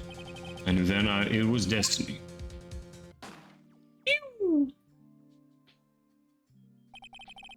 In his last moments, Gregory Edgeworth was still unconscious. He died never knowing who had shot him. Later, he spoke through a medium, blaming Mr. Yogi. He was fooled. It was the perfect crime. Wow, maybe this is why you shouldn't listen to spirit mediums, because they totally got it wrong.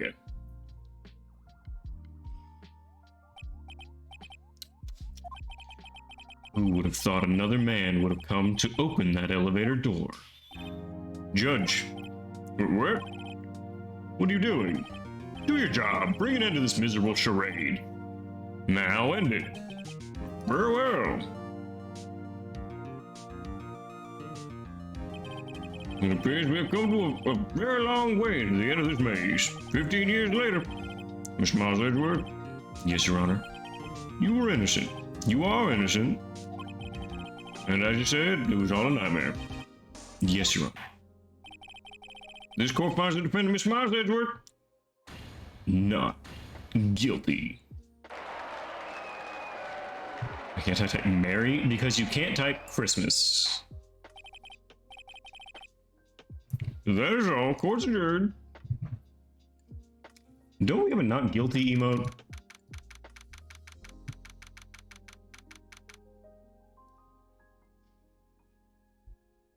Do we really not? No fucking way.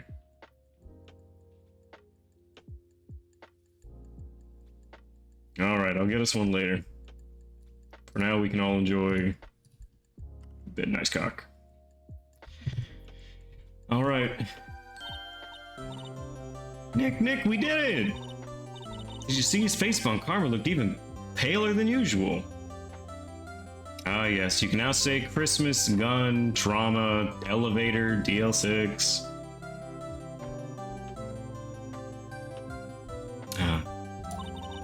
He's pretending to be all cool, but inside you crushed him, Nick. Crushed! One is still locked. Ah, okay.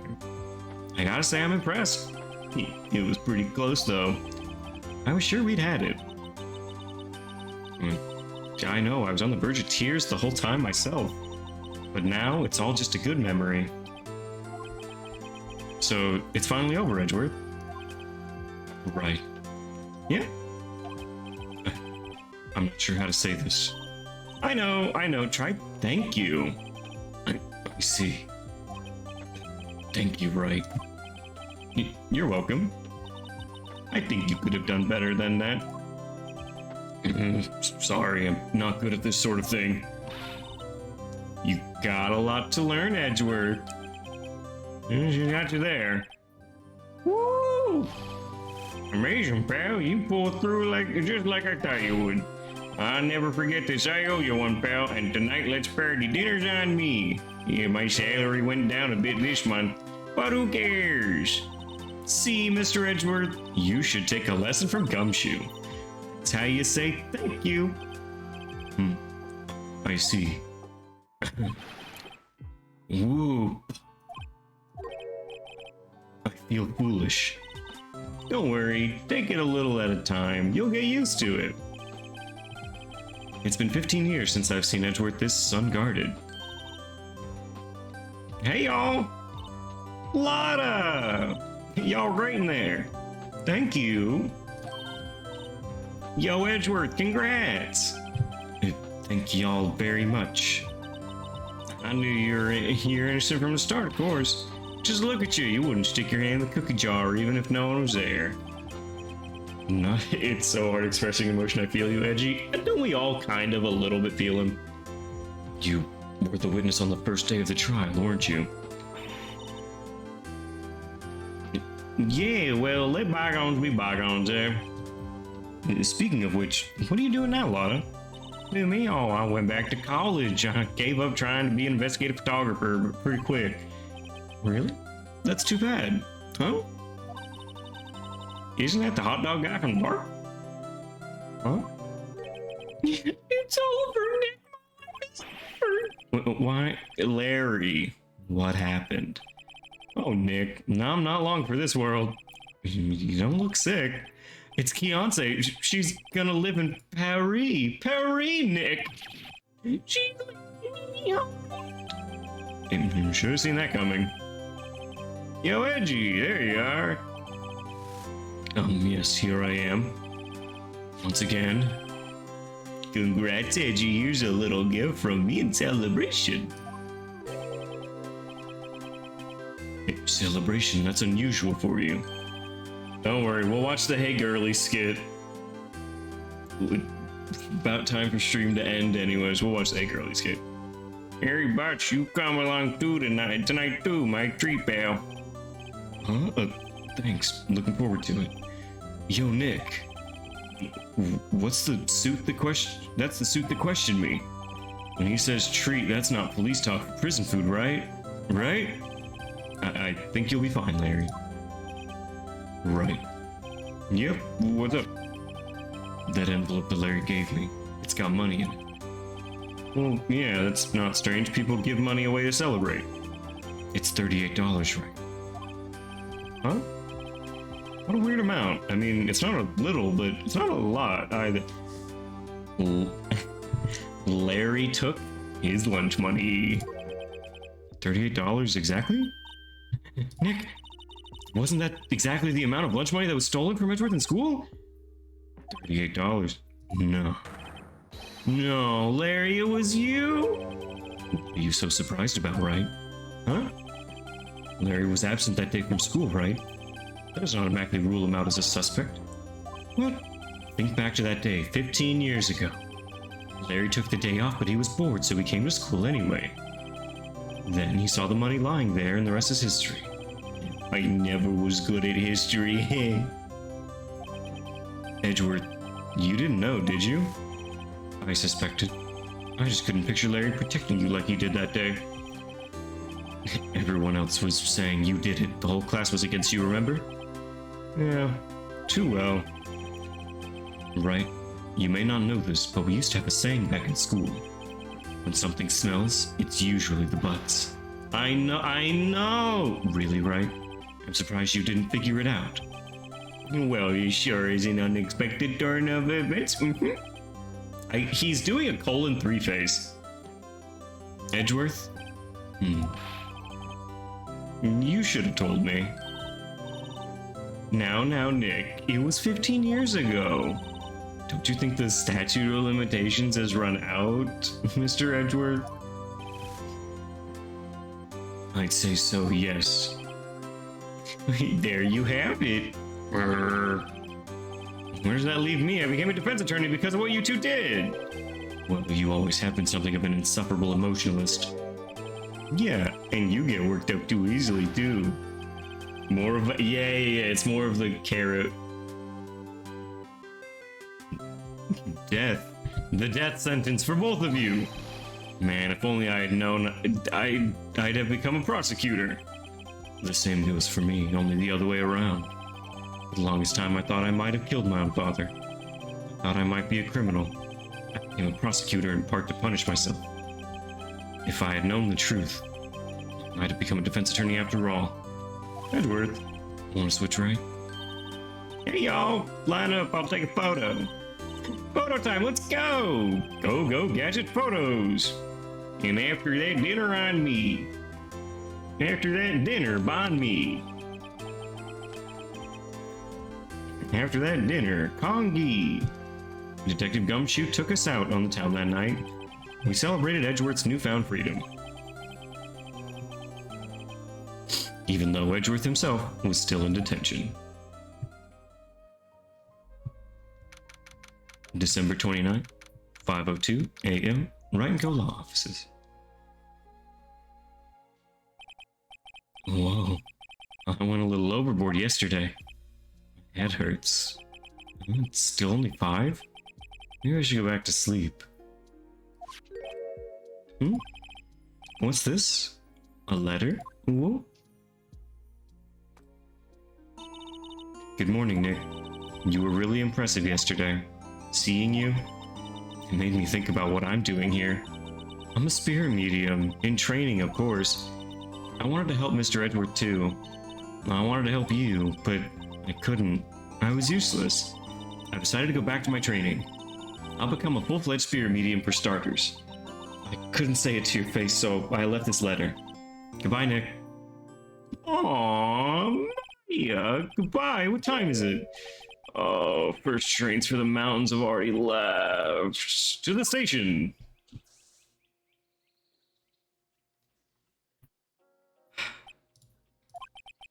I guess I'm too late. Hey, Nick, Maya. So, you're leaving? Yeah, hard being a spirit medium who can't talk to spirits. And I think you'll do fine without me, Nick. Be good, okay? Hold it! Wait, what? I never could have saved Edgeworth without your help. Huh? On the last day of the trial, I heard her. I heard Mia's voice. You heard my sister? No, it is genuinely, that is one of my favorite emotes. Yes, only her voice, but still. It was at the very end when I thought we'd lost everything. Well, that's my sister for you. Detective Gumshoe helped, and Mr. Grossberg, and even Larry. I'm the only one who couldn't help. I was useless, Nick. But you were the only one who stopped Von Carmamile. Huh? I didn't do anything. All I did was wander around in a daze. Sorry, but I have evidence that you helped. Evidence? Show Maya some evidence to cheer her up. Look at this cool bullet I found, Maya. Bullet? Von Karma was convinced he had taken all the evidence pertaining to DL6. You were the one who rescued the last piece of evidence we needed. This was the bullet that put an end to Von Karma. And you were the one who gave it to me. Nick. Thanks, Maya. I couldn't have done it without you. I'll be back soon. I'm gonna complete my training and come back. Okay, I'll be waiting. Of course you will. You can't run that office by yourself. You're hopeless. I don't know if I'd say hopeless. This is it. See you soon, Maya. They grow up so fast. Oh, the teens. Thanks, Nick.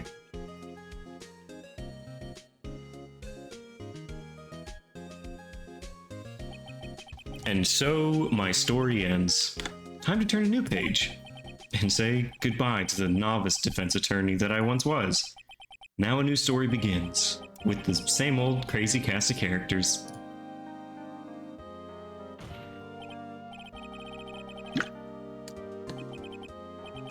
Oh, don't think you graduated yet. Mr. Wright, perhaps you'd like to rethink that claim? Yes, Your Honor. Oh, I got a bad feeling about this.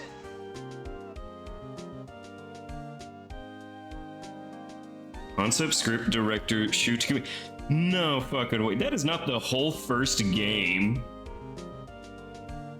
Hey, pal, Mr. Edgeworth came down to the precinct. Dude. Dang pleasant surprise. Game is done. Ain't no fucking way. Woo! Detective Gosher. Then the young'un said hello and went right back outside. Kinda like he was embarrassed or something. Strange, huh? Graphics, Kumiko, Suikane.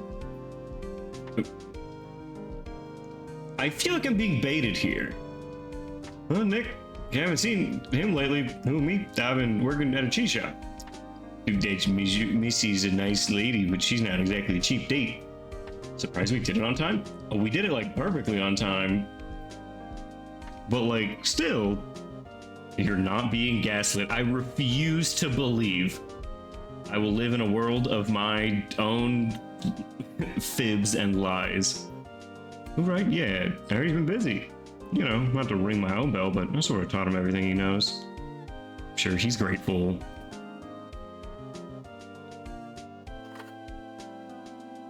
I think it is. It's 3 cases per game. What? It is 3 cases a game? That's not near enough. It's like 2 streams per case. That's I wrote. Yep. I think harder.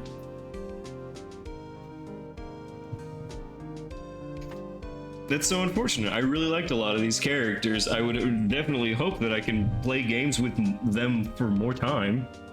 I was expecting it was going to be more like Danganronpa, and you get like 6 cases per game. That would be good. I'd even accept 5. It's a lawyer game. I expect there to be a lot of cases in a lawyer game.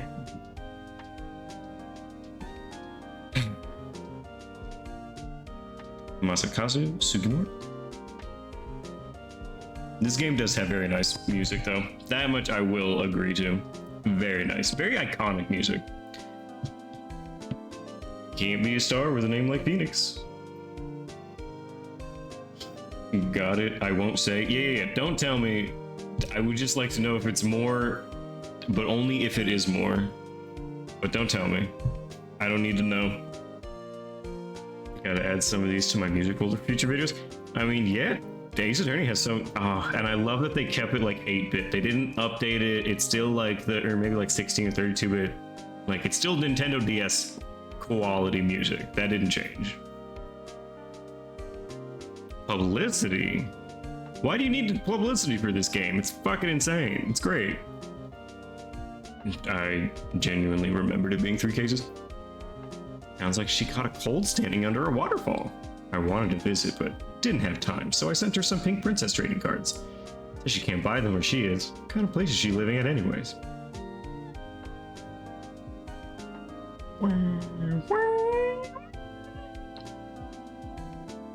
Okay, the manual. Right? Who's that? You want to talk? Let's talk Pink Princess, alright? But, you know, I snuck into the studio the other day. And I saw her. The one inside the Pink Princess suit. Ugh, what a dog. I was kind of shocked for a boy of my tender age.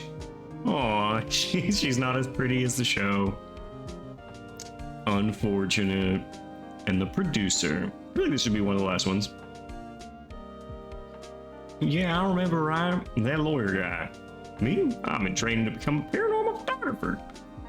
You know, that picture I took of everyone? Well, just behind them, there's a ghost.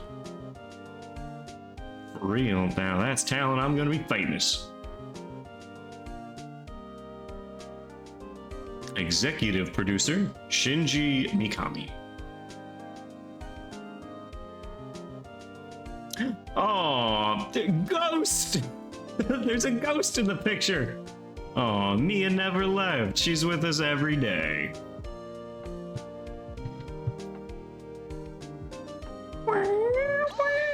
Hold it! A brand new episode has been added. And you all tried to gaslight me.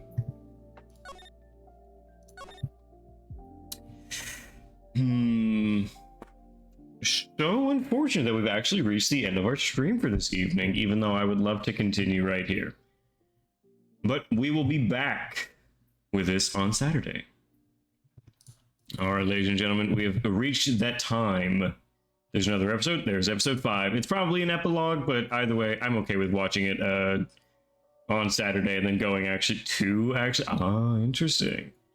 So we will be resume. We will resume this on Saturday of this week. Yep. Do not forget, we are now within a month of me taking my week off. So just an FYI, I think I am 29 days away. 29, 30 days away. I think it's 29 days away of taking my vacation. Just an FYI, I'm going to make it more apparent whenever we get closer there, but I am going to give you guys plenty of heads up whenever I will not be here for my week. That being said, we will be going ahead and ending stream this evening. I appreciate everyone for hanging out and staying with us the entire time. I appreciate everyone coming and lurking as well. I will see you all on Tuesday for hopefully more Like a Dragon Ishin. If we don't, it may just be more podcasty shit with JT watching food videos. Edgeworth time? Almost. Hold your horses now. I appreciate you all for being an amazing chat tonight. I have been your amazing streamer, TommyOmni. I will see you all on Tuesday.